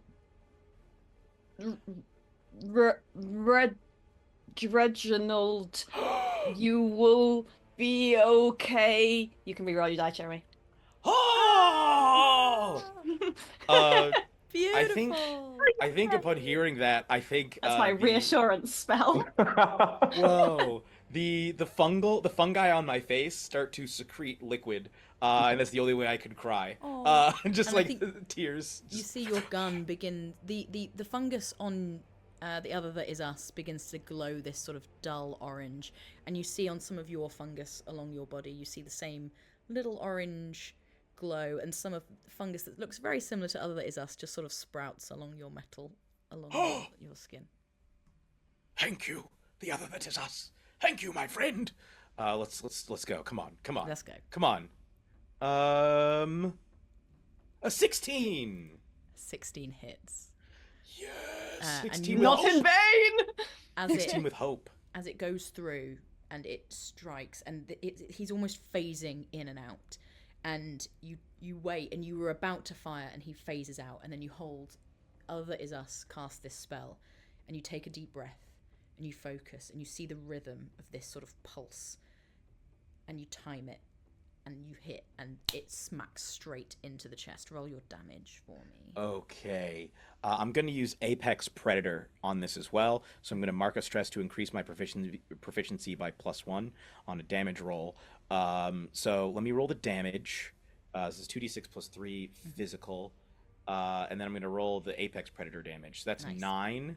Okay. And then Apex Predator is another 3. So that's 12. Nice. Okay, that is a major damage for this creature. And you see... And it gains a stress. And it gains a stress. Oh, very good. Okay. All damage rolls I make against them also deal stress. Is major less than severe? It is less than severe. Okay, cool. Yeah. No problem. So you didn't quite hit you didn't hit the severe threshold. And you watch as this scar suddenly turns sort of, if you've got a scar and suddenly the blood flow, it sort of becomes this more like reddy pink beneath it. And the Minotaur's skin is not a Minotaur, it's a boar, but I'm using a Minotaur stat block. It's sort of like this dark brown, but then there's sort of this suddenly like almost burnt glow on its chest, and it suddenly just turns its head to you and goes, "Oh, it's you." And its eyes just sort of flash this red, and you see it digs its hands, and Platter, you see suddenly the ground beneath it cracks, and it is absolutely making an impact into the ground now. As is the way with Daggerheart. What are you doing? I'll go. Mhm. I'm one of the abbots. Assume the other one is The still other one there as well. is just sort of The real scrabbling one. around by the wall for a little bit. Well, I'm continuing to go. I'm just like continuing to move towards Professor Bishop. I'm just like kind of walking up to him, continuing this sort of like firm with a firm tone. I'm kind of geeing myself up, looking at some carnage. Oh, carnage! I know. I can see, as you say, you are in the middle of something, and I am sure that you have got ethics board approval for all of this. But I feel that some of the people who you can see here might be questioning, requiring maybe reviews of the ethics decisions. And I thought I got rid of you. I thought I was done with your inane questions. I came here and I thought I found something better than you. What do you want, Abbott? Abbott, speak slightly lower because Zoom hates it. Sorry, I got a bit emotional there. Only dolphins can hear you now, Shamini. I'm so sorry. You're a highly respected professor in the field, and I as someone I looked up to, I would have thought you'd be glad to have someone interested in your work, your research. Is this why you didn't reply to my letters or send an actual address? Your letters made very good fire-burning material. When I was trekking through the Shatterwood, trying to reform it, to bring back the rulers of this land. Do you not understand? This place is the center. The planes can all touch here. It's magical, Abbott, but you wouldn't understand because you want to look at your stupid little pea plants. Look, now, see here, you do not insult the pea. The pea has a lot to teach all of us, if only we would listen. However, I am interested in your research. See, that's a mutual, interest. The planes are all touching here, are they? What does that have to do with bringing people through? How does that work? Here, I will cut away, and if anyone would else like to do anything, then we will come back to this conversation between Abbott and Alex, because if scientists do love anything, even if they are slightly evil, it's talking about their work. So I think OG is just going to try and free another, because there's only 5 people chained up. Yeah, there's only one chained up. Well, so 4 still have chains on. Galvora still has the arcane energy being drawn from her, whereas the other 4 are now just physically chained to. Okay. Does it seem like it would be easier to free? Oh, you know what? Galvora is in the most danger, so I'm going to go to her first. Okay. So you see, as you sort of get close, you feel this like burning energy from the arcane magic being drawn from her. So you can do it if you get, but depending on your role, you feel like if you get too close, you might potentially take some damage. Okay. will do as I did last time. So a finesse roll. It's okay. No, get off. There we go. Oh gosh, what's happening? Yep. Bloody hell. That is a 14 with fear. Okay. Do I want to burn a hope? I'm going to assume that's good enough for now. That is enough to free the chains, but with fear, you take. It will be. Well, it's 4 hit points, but that will be a mine. Sorry, not 4 hit points. It's 4 damage. So, I assume that is under your mine. Yeah, that's 1. Yeah. So you take 1 hit point of damage as you sort of manage to get your dagger in. Your wrist catches part of the arcane energy, and you sort of have to pull it away as you take this sort of. You see this sort of blue burn appear on your skin. Although you're in a shape-shifting form, so maybe you see it sort of flashes your skin and your fur looks a bit singed, but then the thing just disappears. I think at that I probably will actually drop it, the sort of shapeshift, and just basically, as I did with Arabella, just sort of go, okay, now I'm going to need you to make your way up and out of the cave. And do please remember that you have been freed by OG Alluro. That is OG Alluro. Do remember that name if you are questioned by any authorities. Thank you very much. Galvora is not paying any attention to you, even as she falls to the floor, as there is still this arcane magic just attached to her. So she is physically free. Oh, fine. She's eyes are gone.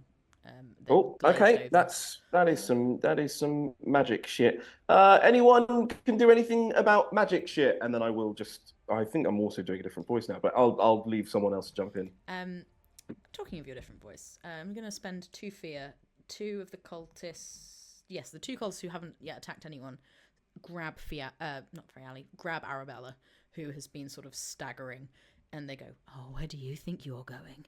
And are gonna sort of restrain her so that she can't escape. Okay. I'm going to come back to that, but again, I was studying the mountain, and what happened? You see, I discovered that the planes were touching here, and he's still sort of got one hand, and he has not noticed Galvora hit the floor because he is telling you about his work, but he is still connected to her. You see, there was a time when there were rulers of this kingdom. They oversaw this land. They oversaw the Jags, but they longed for more, and they realized the Jags was the place where the planes touched. They could travel to new and more powerful realms, so they left a guardian here.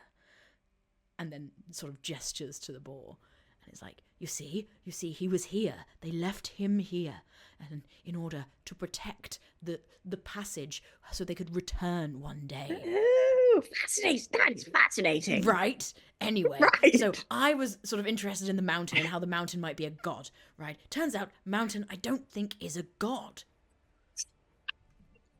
I thought the mountain was a god. No, not a god. Just some dude with a load of powers. But I mean, maybe a as god. Opposed to, well, what is a god, really, Abbott? I think we do need to discuss this in great detail. Now you're getting down to brass tacks. Gosh, right. Well, that's the title on the paper right there. Yes. And would anyone else like to do anything? I'm going. The other possessor is going to reach up a hand and look over at OG and just be like, "I have got you," and is going to the magical sword is going to sort of arc back into their hand and then back out again towards the final chain. Beautiful. Do you need to roll anything for that? Is that finesse? I think you said, yeah. No, it's not. It's strength. My spirit weapon. Okay.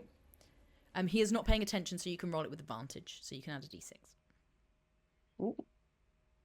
Very exciting. Because we can't argue that scientists will just talk about what they've been researching. That's physically impossible. Oh, that's 11, 12, 17. 17 with fear. With fear, lovely. I'll take that. That is definitely enough. You separate the chain. And in fact, I'm not going to take the fear. And what you see is Galvora has been attached for longer than anyone else.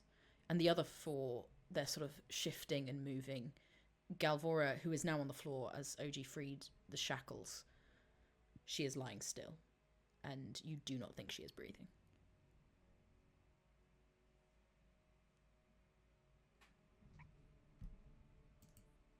I'm going to see that and start going over to her, but someone else is going to have a go. I think being there, I'm going to just get down, and can I attempt to see what condition she's in, and if she's not breathing, but I think she's still alive, can I try to resuscitate her? Yeah, make me a... Oh, I've lost all my things. Is there like a... knowledge, I guess? This is deeply unwise, but roleplay-wise, I think it's fine. I think I have a healing potion. Oh. Yeah, if you have a healing potion, you can just go for it. Yeah, I have a minor health potion, so I'm just going to give her a minor health potion. In fact, I have two, so I'm going to give her one. As you sort of open, and she's a furbolg, so she's got this sort of very soft snout, and as you put your hand on it, you do feel it's not cold, like there is something still flowing through, and you open her jaw and you tip this potion in, and you see she sort of takes a breath in, and you can feel, you know how if a cow ever breathes on you, there's that really lovely warm breath. I really like it. Some people hate it. I think it's lovely. That's like, such a specific horses thing. Or cows, if you ever feel them like breathe on you, it's really nice feeling. Some people probably hate it, but I like it. And you feel this like, and she goes, and she was slightly northern, wasn't she? Oh, I forgot all my voices that I did. It's been so long. Yeah. Hello. Who are you?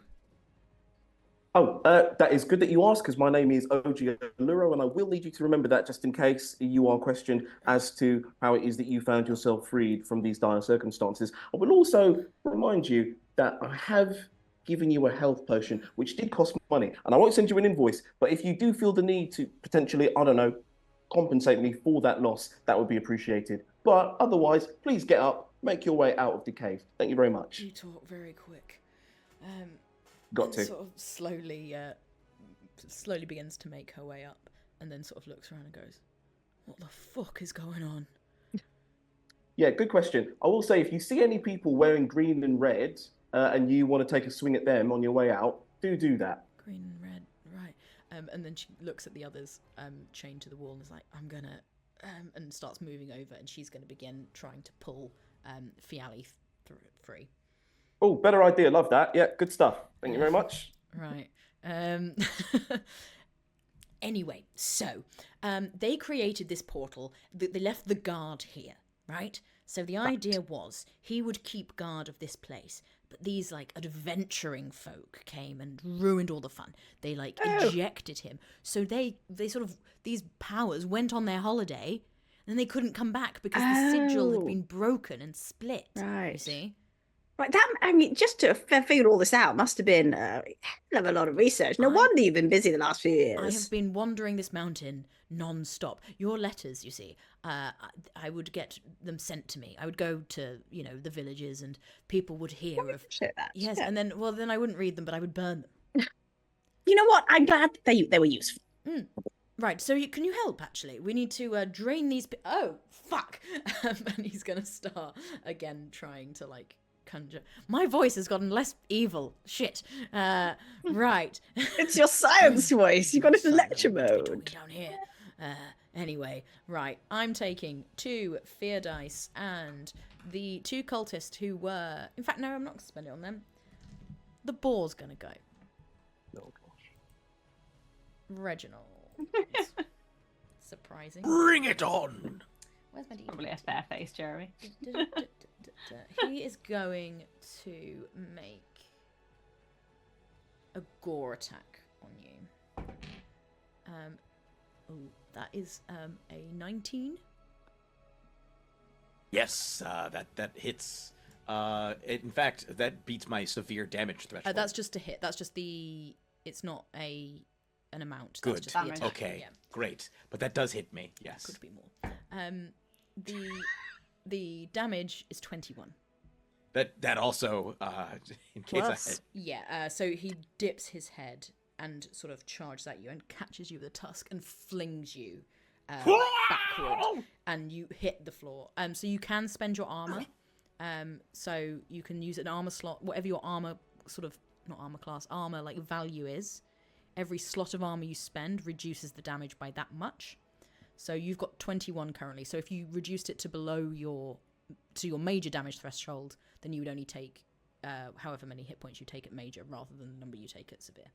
Okay, so if I used... Okay, I only have 6 armor slots. Okay, but what value are those armor slots? 4? So yeah, so you've got, that is 24 points worth of hit points you can absorb with the armor. Great. I think you So take then I've just realised what that means. Yeah. That's I understand the armor better. now. Yeah. That's Yeah. better than I thought it was. It's clever, That but is, it's yeah, hard. that is, yeah. And I think you have It's to use a maths, but it's stress to good. use I like it, that. I think. Yeah, I also think that, yeah. I'm fine with that. Yeah, I'll spend stress to take that down to only major damage, and I'll mark 2 HP instead. Yeah, so it sort of it dips its head and flings you backwards, and you sort of skid back, sort of some feet. And then I am also going to say the other 2 cultists who currently aren't sort of engaged or dead are going to go over to Other That Is Us, and they're going to each make an attack on you. They pull out these sort of rods. I miss being invisible. Yeah, sad. I don't. This is my 4. I assume wouldn't hit you. What is it I'm going against? That's a great question. Have you got like a to hit thing? There's evasion. Your evasion Evasion score, is right? your evasion score. Ah, that's it. then that does not. Yeah, does not hit. Okay, so first one misses, sort of swipes. The next one is a 19. Yeah, that will do it. Okay. Where's it gone? Where's the rod? There's the rod. A D4. Only D4.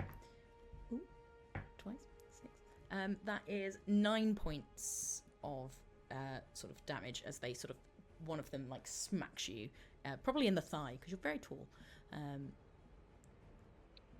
Cool. Well, my minor damage threshold is 8. Okay, so it is major damage. So that would be 2 hit points unless you bring it down with your armor slots. Yeah, which I will. Okay. Because my armor slots are worth 8, baby. Woo. Wow. So Oh it my comes down gosh. to, Wow. it's only 1 point of damage, but it's still Yeah, 1 I'm hit beefy point. as hell. You're covered in You steel are beefy. mushrooms. I am a beefy mushroom. You watch as one of lad. the mushrooms sort of gets clanked off rather than, actually hitting into Other That Is Us. So that's 1 hit point. That's 1 hit point, yeah. Got it. Can I jump in? Please can. Okay. So this boar just ran up and flung me across the I don't know if chamber. Cavern. Flung me across the chamber. Can we say that I left part of my fungal ghillie suit on the ground where the boar is now standing, and I say, "You walked right into my trap, you dumb beast!" And I'd like to use Vicious Entangle to try and restrain the boar. Oh, yeah. Absolutely, we can say that. That's awesome. What does it explain? Okay, so I make a spellcast roll against a target within far range. On a success, roots and vines reach out from the ground and temporarily restrain them, dealing 1d8 plus 1 physical damage. Awesome. And on a success, we have to see if we succeed first, but there may be another thing that happens. Let's What see. is the But roots number and you're trying vines to are roll? mushrooms. Yay. I have a +3 to this, Okay. and it's a spellcast roll, so I have to roll. Is there a particular DC you have to hit, or is it to do with the I think it's just difficulty I think it's like the same as an attack. I'm so guessing. yeah, it'll be his difficulty. Okay, that's great. Yeah. Yeah. Okay. Here we go. It's a 21, baby. But With hope. Absolutely, take Yeah. your hope. With as you do it with hope, you see above that the sigil is still there, but it is very faded. But the roots that are extending from it, as you cast this spell, they begin to turn, and it's not only coming from the floor, but the mountain itself is sending the roots of the trees down to restrain this creature. So not only is it being restrained from the feet, suddenly it comes down and it sort of pulls its head back and brings its arms back. So now you just see the mountain itself is holding on to this boar.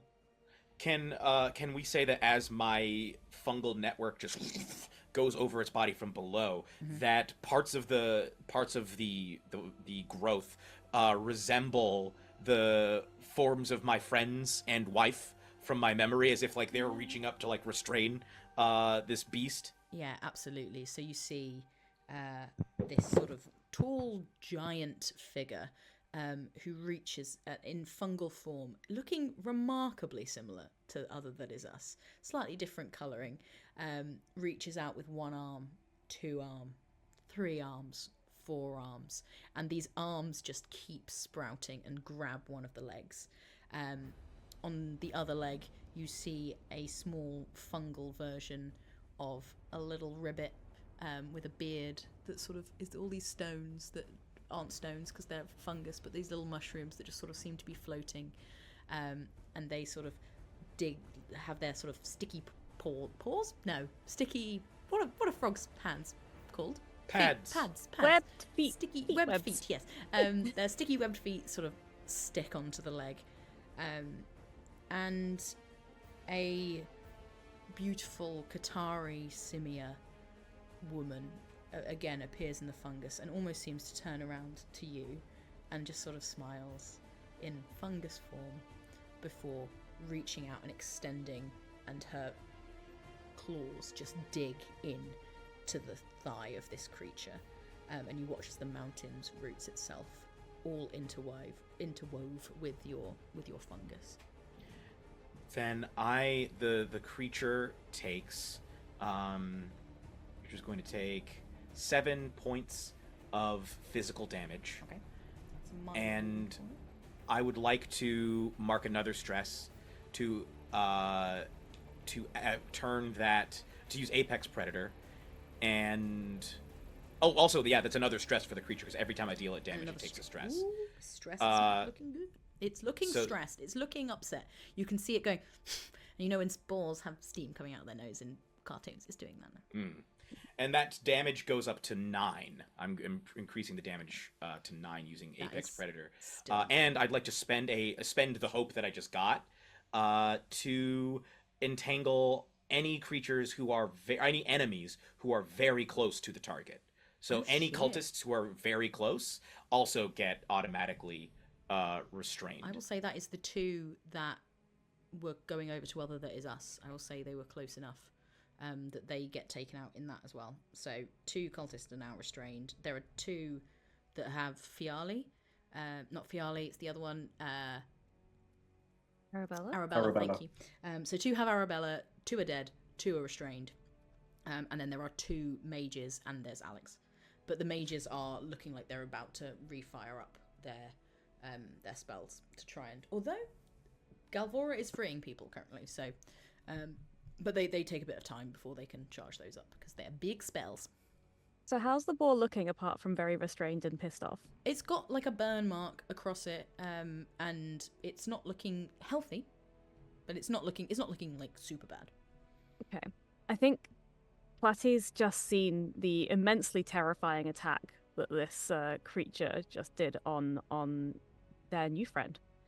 And they're taking a moment to think, what can I possibly do to help? I'm just a wee frog.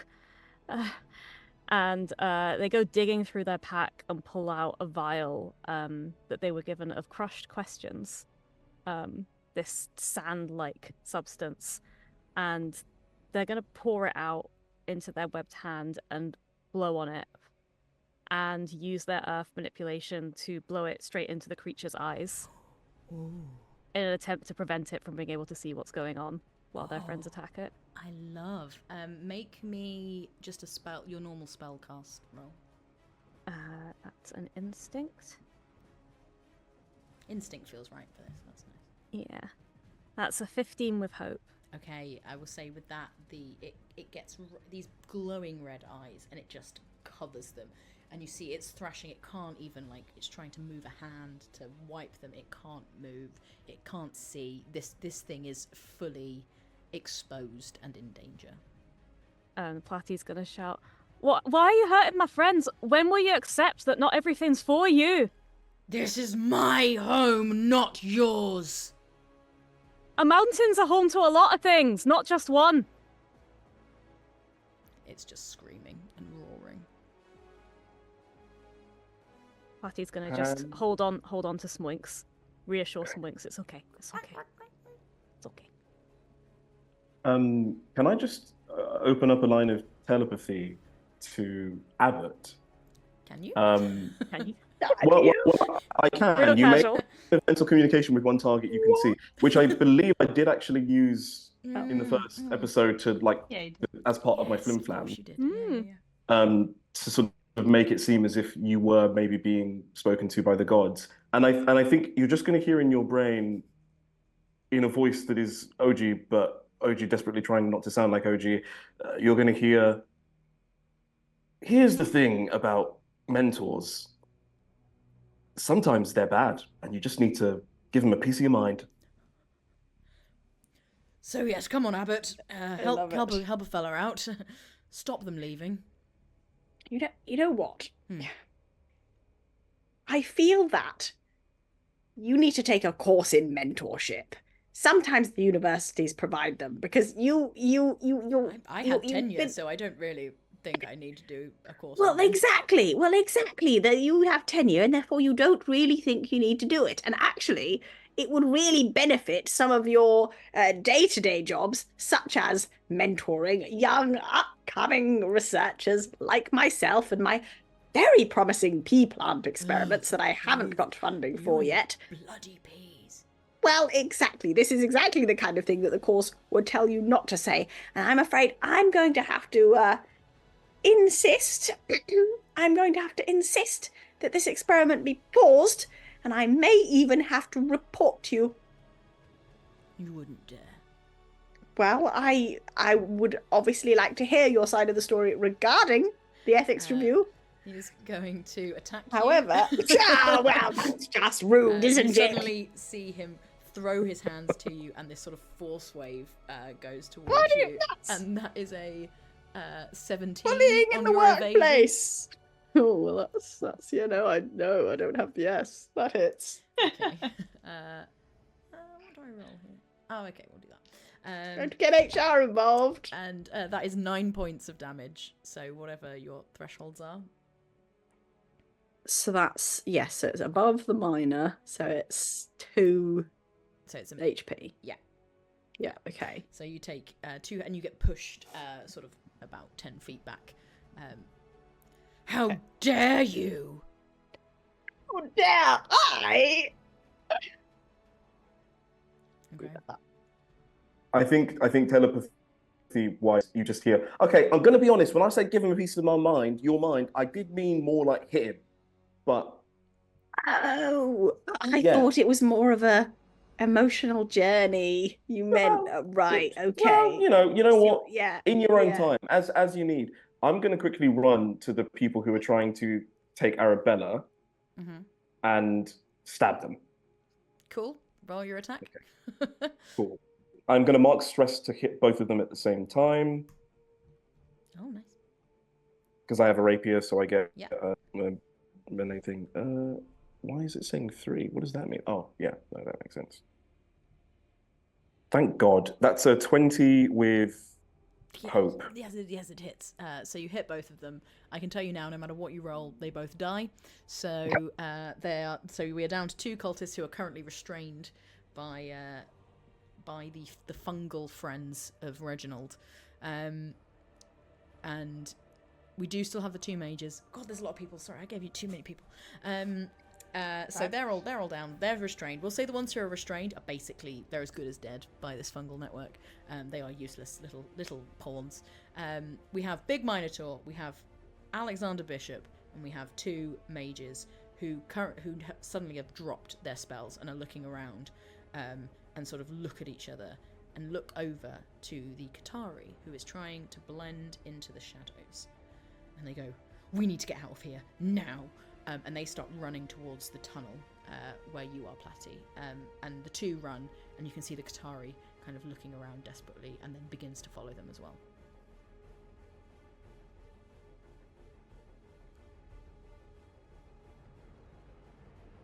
I feel like I've just taken a turn, so if someone I was else gonna would say, like yeah, it's Yeah, I was good gonna do pause. I. I'm gonna jump right in Oh there. no, we all feel like that. I was gonna jump right in there. It's I so just hard on restrained.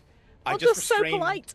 Yeah, I just Yeah. restrained the boar. I want to take some shots. I want to shoot this. He's currently just there. Oh, he's- I think I've stopped speaking at this point. I'm just reloading and just blasting into him.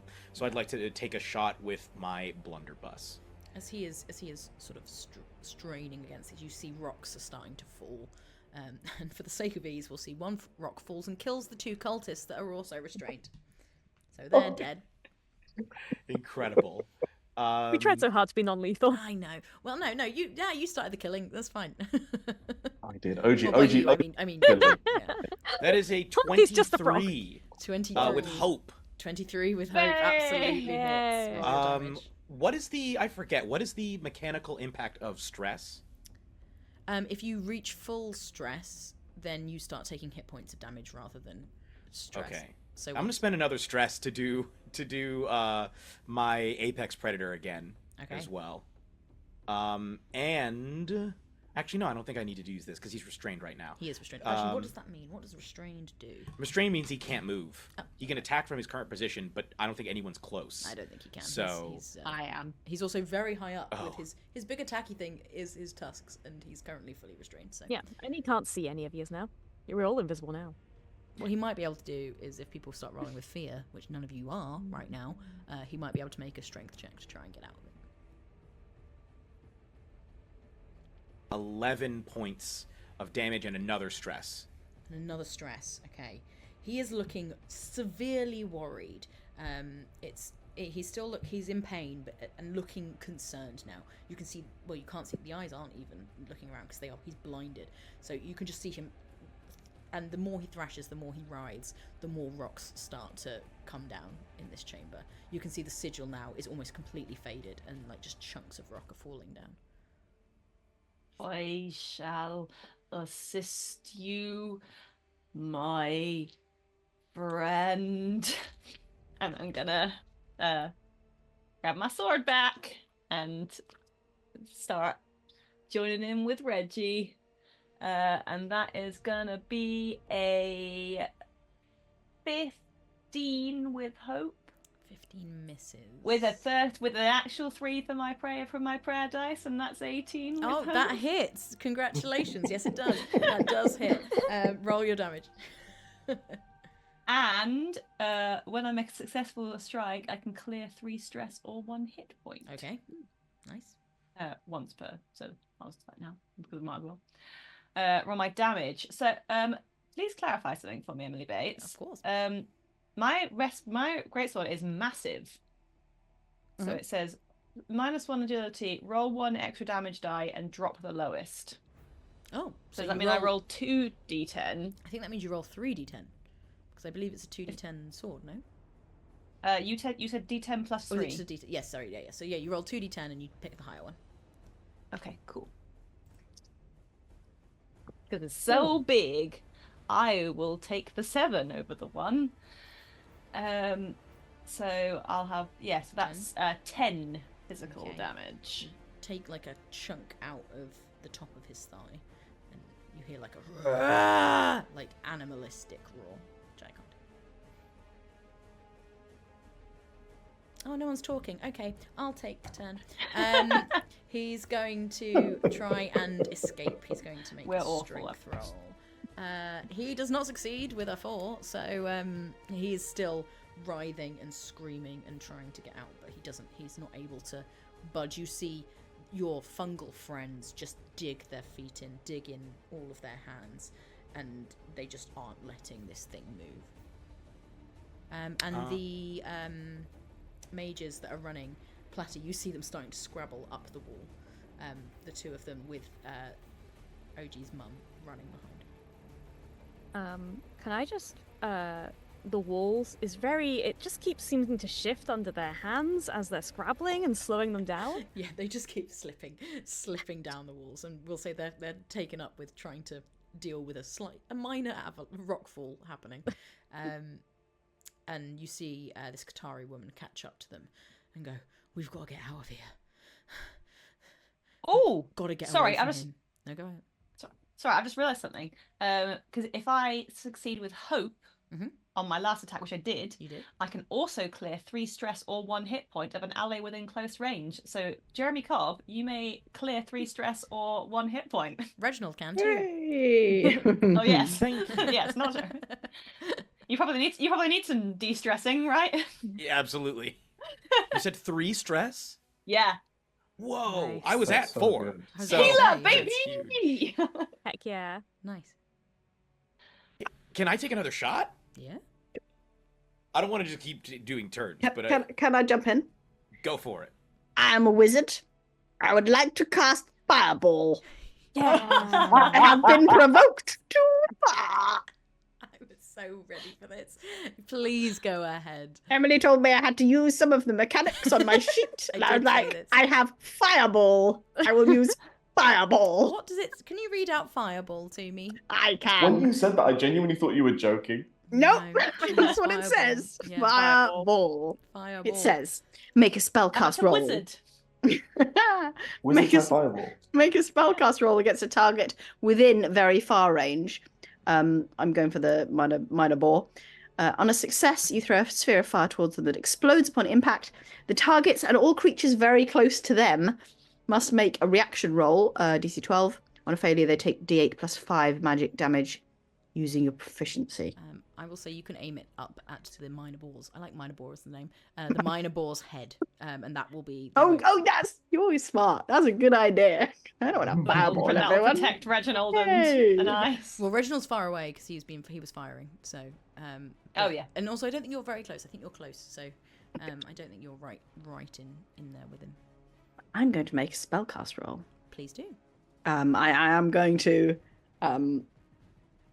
I basically said the gist of that, but to Professor Bishop, and then while I was about to blow up his experiment, you know. An experiment. He's It's rude. But, basically a god.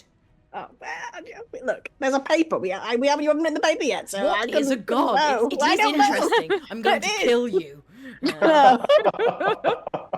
God. That was a 16 with hope. 16 hits. Nice. Just. Oh wait, no. Why did I make a spellcast roll? Oh no, on a success. Because it was a spell. Sorry. On a success, I throw the sphere, and then they make a reaction roll, DC 12. Okay. And on a success, they take half damage. They do not succeed. I'm going to do some damage! And the Also, damage I is... should be rolled that with disadvantage anyway because they are restrained and blinded, so there's no way they're evading that. So yeah. The Roll damage full damage. is... Let's see what wizards can do. Just going to remind you that for your rally die, which you definitely haven't used yet, you can add that to damage rolls. Oh. Just so that you know. There's a what now? You can add a d6 Yeah. to your damage. I will do that. Yes. Roll 1d6. Okay. 3. That was a 3. Adding on to 16 to make that a 19.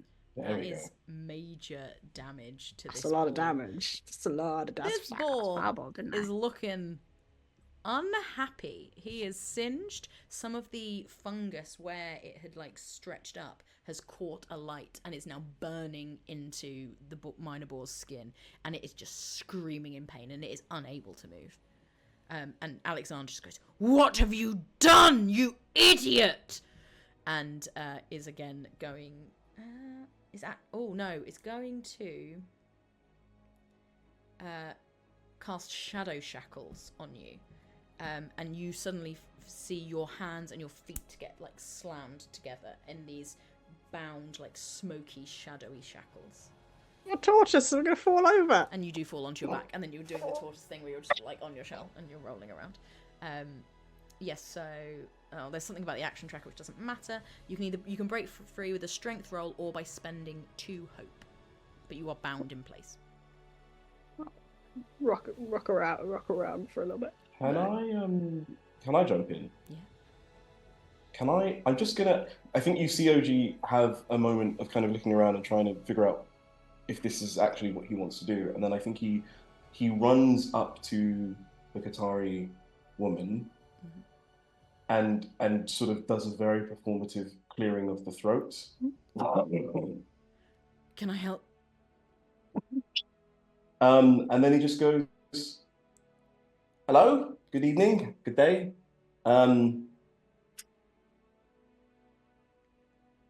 I don't really know how to say this, but OG. hi, Mum. It's She just grabs you and hugs you. Like, Oh, okay. Right. That's that is a warmer reception than I what are you doing anticipated. here? Oh, that's a good question. I was about to ask you that. What I will say is, you haven't really been around for, you know, much of my childhood, and it does appear as though you are trying to escape now. So I would put it to you that perhaps in this moment of disaster and turmoil and chaos, that you might stay instead, that you might stay here with me and deal with this OG, mess I've been an that idiot. I think you have caused. She just drops to her knees and just grabs your hands, and it just in front of you. It's like, I've been an idiot, OG. We were both idiots, me and your dad. I'm sorry. It was all for you. I just wanted to get back to you. We thought if we brought the mountain back together, it just ruins families. It killed my mum. It killed your grandmother. I thought it would stop it. But I didn't want that. I didn't want this. And she looks at the minor ball in the middle of the room. I think you see him like trying to process the sort of outpouring of emotion and like sort of struggling to connect with that in this moment. And he goes, "Okay, well, I suspect that we will have a conversation after this, but it would require us to be alive in order for that conversation to take place. So what I would ask of you in this moment is maybe what's going on and how do we stop it?" Oh, you're just like your father. And she turns around and she is going to cast this like wave of magic towards the top of the ball. And does hit. Let's see, what does she do? She does another point of damage to it. Well, The ball I is think looking you just ill.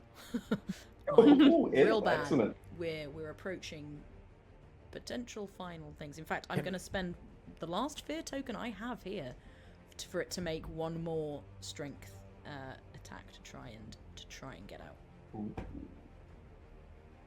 Which with a natural 20, because I roll a d20, it does. So you see in this last-ditch attempt, it just rips the roots and kicks, and the fungal friends disintegrate into pieces, and it lets out this almighty roar. The mage is trying to get up the side, slip down, and sort of cower behind it, and it just looks around, and it just makes eye contact with you, Reginald, and he just turns and goes, "If I'm going down, you're coming with me," and is going to make a charge attack. Can I? Yeah. I have an ability called Ferocity that says when I cause an enemy to mark any hit points, spend 2 hope to temporarily increase my evasion by the number of hit points that I dealt. Sure. I just dealt, I believe, 11 hit points. Not so can hit I spend? Points, that was damage, so it would be. It's only a single hit point. Of damage, okay. Then never mind. because that would be ridiculously high evasion. Yeah. Yeah, that would be wild. Yeah. It's a 19 on your evasion. 19 absolutely hits me. Okay. This is the ladder. My evasion is 11.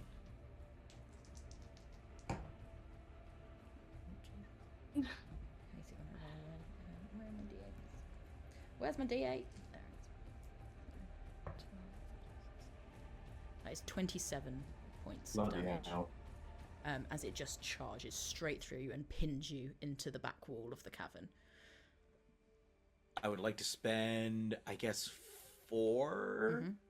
Wait, 27. I could get that down to below what? How much do I need? I need to get down by 10. So I'm going to spend 3 armor slots Okay. to get that down to, instead of being 27, only what is that? 15? Yeah, make sure you mark your stress off as well with that.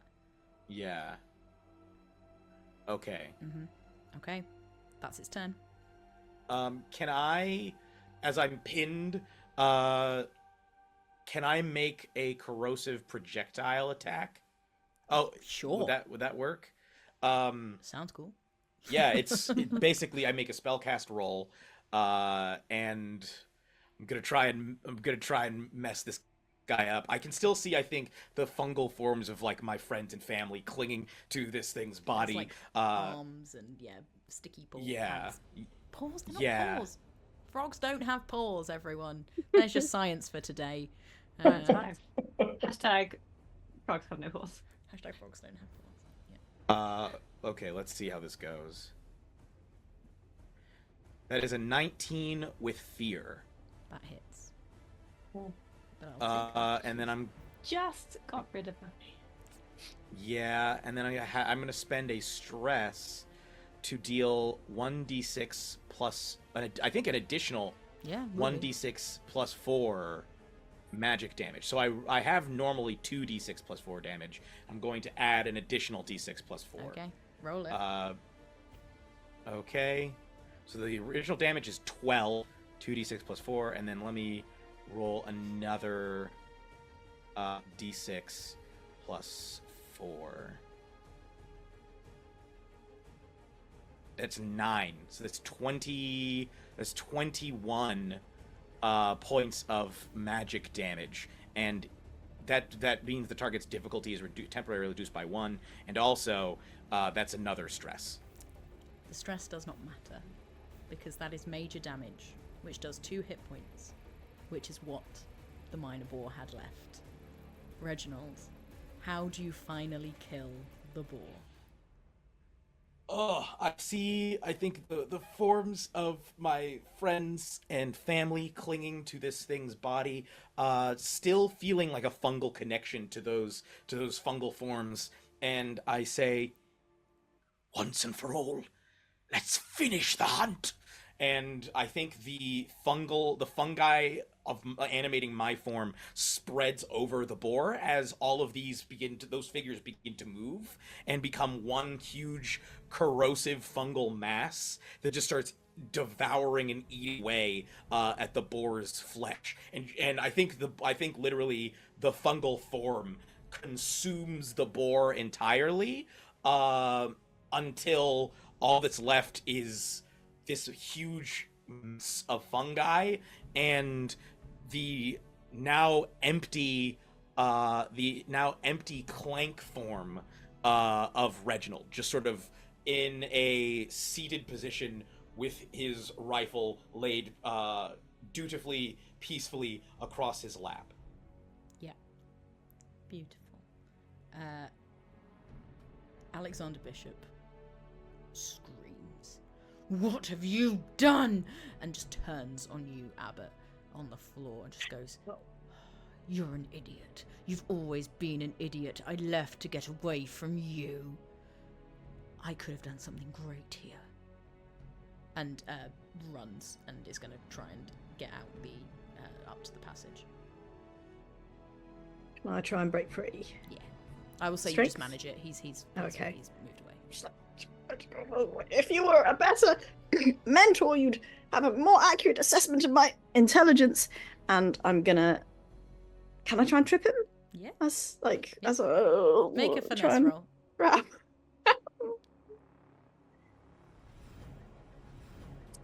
11 with hope. Yeah, that'll do it with hope. And you watch as he just falls flat on his face and then almost has like a tantrum like a child on the floor, and it's just like, no, I was going to be so much more. I wasn't going to have to deal with peer review anymore. I was just going to be brilliant. And he's just having a moment on the floor. I'm gonna walk up to him. I've got a thing called slumber where I can make a spellcast roll to make people fall asleep. Sure. Can I just I'm just gonna try and happens. see if I think that it just happens. it just Great. goes. So I'm just gonna go up to him and just be like, "Oh, is the baby upset? Maybe the baby should have a little nap. Who the All fuck right? are you? And Just shh." There we go. So we are out of Yeah. battle. We are out of combat. We are low on time. So, in the weeks, months, and even years following, what would you have liked to? Oh, actually, sorry, no. Other That Is Us. Everything goes dark again, and you hear the voice in your head. You did well, my friend. I thank you. I am so sorry that in my naive state I had lost the faith of my people. I should not question. The mountain owes us no answers. It only poses questions. This mountain owes you everything. You are free. I will leave you. Thank you. And you open your eyes. The sword isn't glowing. You feel shorter again, smaller. But you don't hear the voice. And you hear... Well, you don't hear that voice. But you start hearing... singing? A choir? Harmonies of voices just resound in your head. It is something you have never heard before. But you realise, as you sit with your hands on the floor, it's the network. You can hear the rest of your family.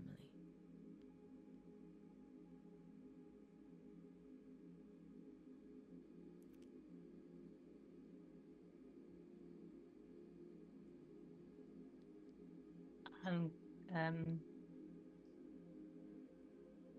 I will sing back.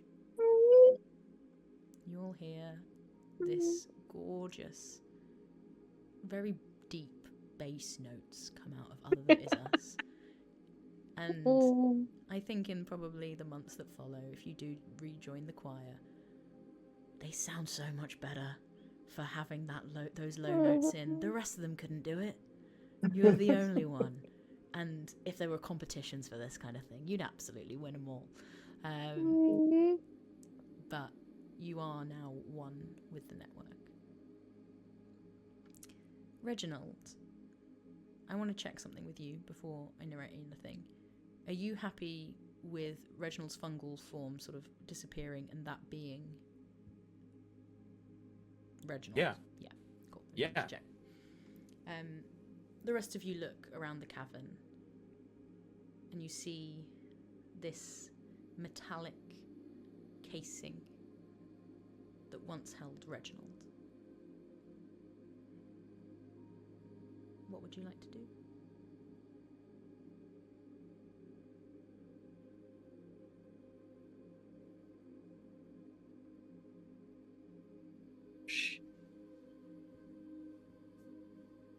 Reginald?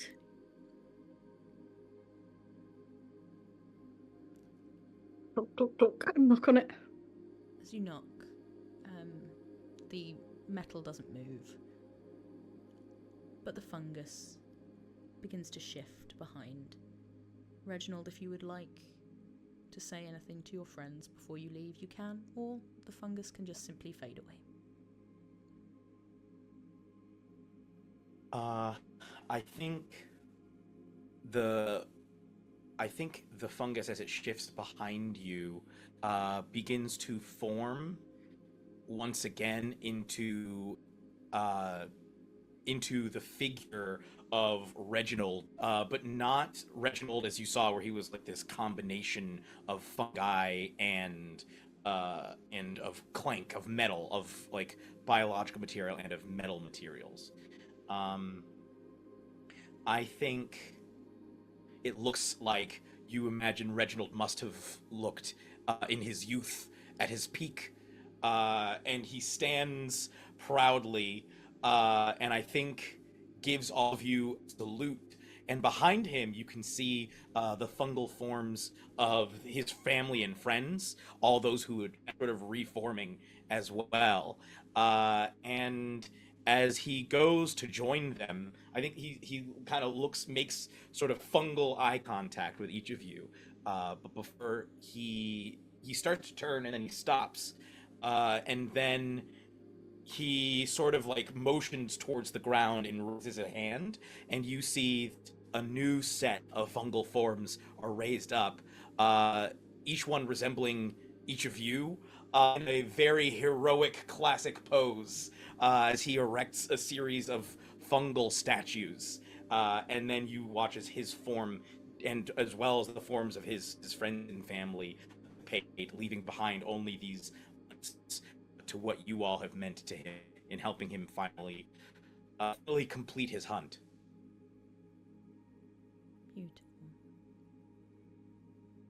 The other that is us, while they sing, takes a frond from somewhere on the top of their head or something, and kind of steps reverently kind of around the figures to make sure that they're not disturbed, but places the little mushroom frond on top of the mechanical clank's torso, over where its heart would be.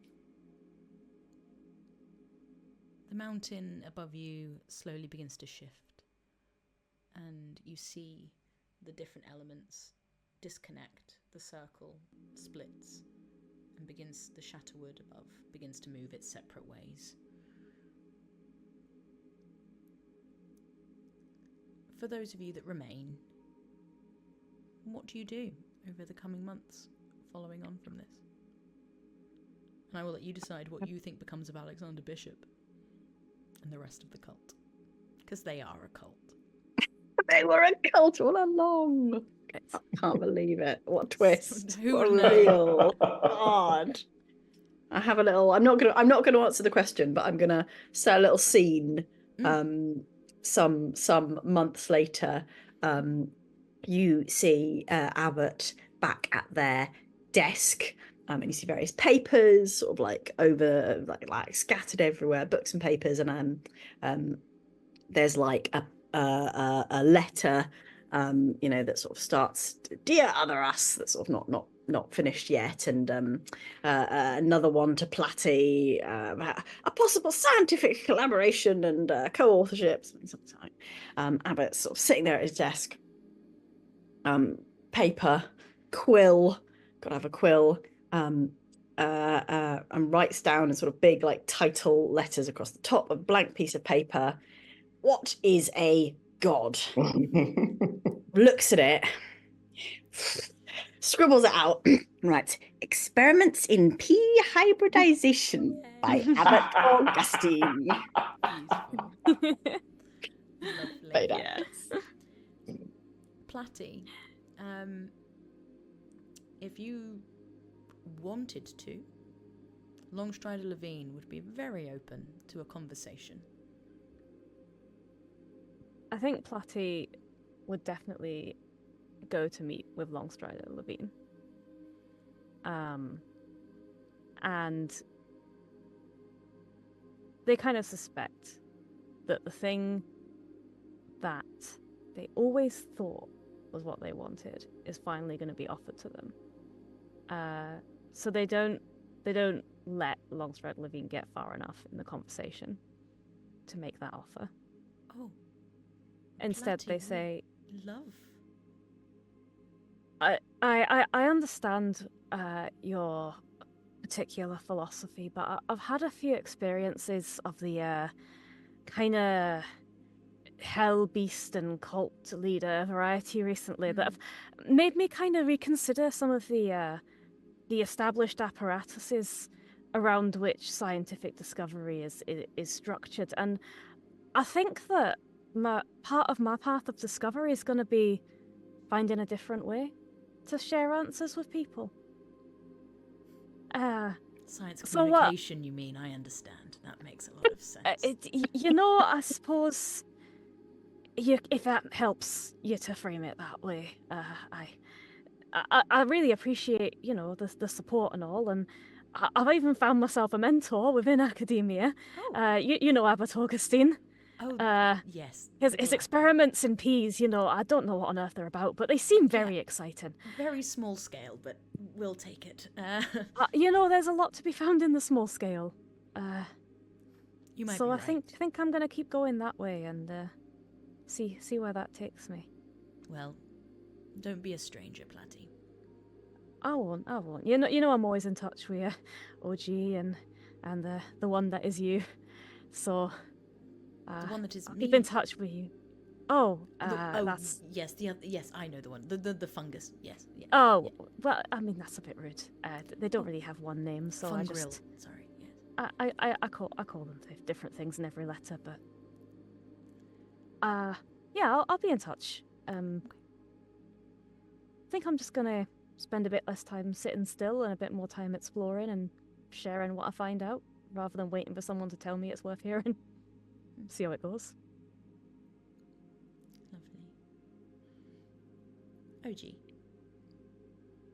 OG. I think after the sort of tumult dies down, he just kind of looks over to his mum, says, all right, well, you fancy having that conversation then? Yeah. Do you want to do it with a pint? Oh, I would absolutely love to.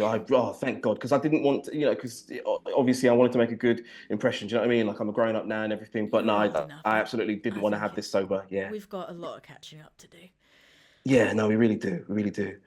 And I think as he walks off with her, I think he just starts kind of going like, so talk to me about cults, because as far as I can see, if one is to make a mark of an individual, there is no greater mark than an individual who thinks that they are making a mark of someone else. OG, you saying you're going to try and set up a cult? I'm saying that I'm gonna try and con artists who think that they're cult leaders. Do you follow my drift? Now that I do. All right. I like it. And I think with that, we'll pan out. And I think maybe the four of you get together, those that remain, for a drink every so often. Hognito is rebuilt in as much as it can be. And one day, on one of its passes along the mountain, it stops near another city. Or what's left of another city. The city of Jarbone. And you all swap over. You go, there's a little field trip of people from Hognito to Jarbone, or the ruins of Jarbone, I should say.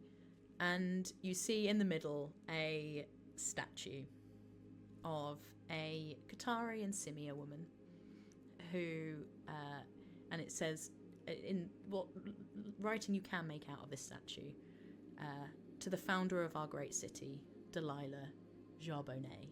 However, whether it reads Jarbone or Jarbonnet, no one really knows. You've always said Jarbone. It couldn't possibly be. And I think with that, as we pan out, we see the mountain continuing to shift, continue to be sundered, because it never can sit still, and even mountains have to change. Thank you, everyone. That was Daggerheart. Oh. Come back for the sequel, Incognito. Well done, Jeremy Cobb. I saw the message and I was like, stop it. Oh. I love the idea that the series ends with OG being like, it's time to go. Incognito. In- And he puts on a pair of sunglasses. Yeah, literally. Some sunglasses Getting from equipment nowhere. pulled together. Yeah. Beautiful. For sure. Um, I can't believe everyone pulled it out of the bag. I was like, oh, it's been ages. No one's going to remember anything. And then every single person was Straight back. just, oh were my God, brilliant, amazing. That being said, I do stuff. love how we all Amazing. universally went, oh, that's how our looks, like 2 hours into the combat. Bubbles! mechanics. Look, we barely did mechanics in the first 3 episodes, so this was the mechanics. This was episode. it. Yeah. Thank you all so much. This has been lovely.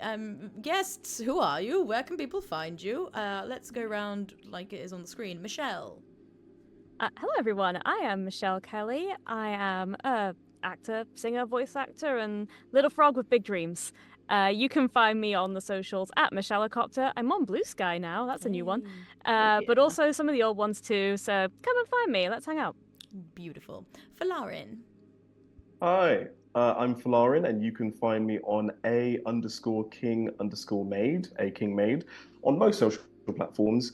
Blue Sky is my main one at the moment. Blue Sky on Instagram. I recently left Twitter. So yeah, find me on Blue Sky. Lovely. Jeremy. Oh, and I am an actor, singer, writer, those things as well. I should tell you what I do. Those things. There you go. Jeremy. Hello, everybody. I'm Jeremy Cobb. Pronouns he, him. I have been Reginald Periwinkle. You can find me on Instagram at the Cobbmeister, at Twitter and Blue Sky at Jeremy Cobb1. That's Cobb with 2 B's and the number 1. You can also find me on the show 3 Black Halflings. We are I guess a nerd podcast, not just TTRPGs, who talk about diversity and inclusivity and all kinds of nerd stuff. We do AP shows like this one, and in fact, coincidentally, as of this recording, just launched a brand new AP series called City of the Black Rose, Herald of Shadows. It's a horror, noir, crime drama, fantasy good times in a setting that I made, and I'm DM'd actually by me. We got a cavalcade of guest stars. Episode 1 features none other than Brennan Lee Mulligan, but we got a whole pile of amazing guest stars, an incredible cast. Yeah, go check that out. It's a really, really good series, and it's just only started, so you're getting in on the ground floor, baby. And let's see, is there anything else? Oh yeah, also, if you enjoy that show, we're gonna make a book based on the setting. We're gonna be kickstarting it next year, so check that out too. Actually, the link to that Kickstarter the link to the Kickstarter is in the episode description, I believe. So yeah, go check that out too. That's exciting. There you go, everyone. Yeah, shout out to Roll and Play Press for working with us to launch this book. It's gonna be awesome. Amazing! Oh, man. Lou. That's awesome. Hi, I am Lou Fryer, and I can be found on socials at I am Lou Fryer. Apart from, I did delete Twitter off my phone today. So I got a push notification about a Trump tweet, and I was like, you know what? Oh. I don't need Twitter anymore. Yeah.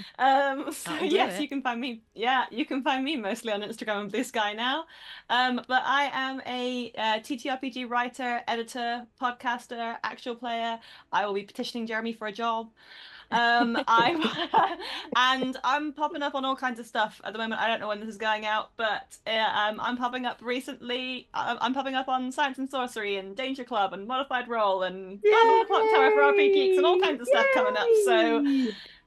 So come check me out here. Come get me to write and edit things for you, and come see me on other things. And yeah, have a lovely time. I'm happy to see you in whatever capacity. We get such good guests, Emily. I know, Well done right? us. Well done us. I feel like we should get the credit for this. Yeah. Awesome. Yeah.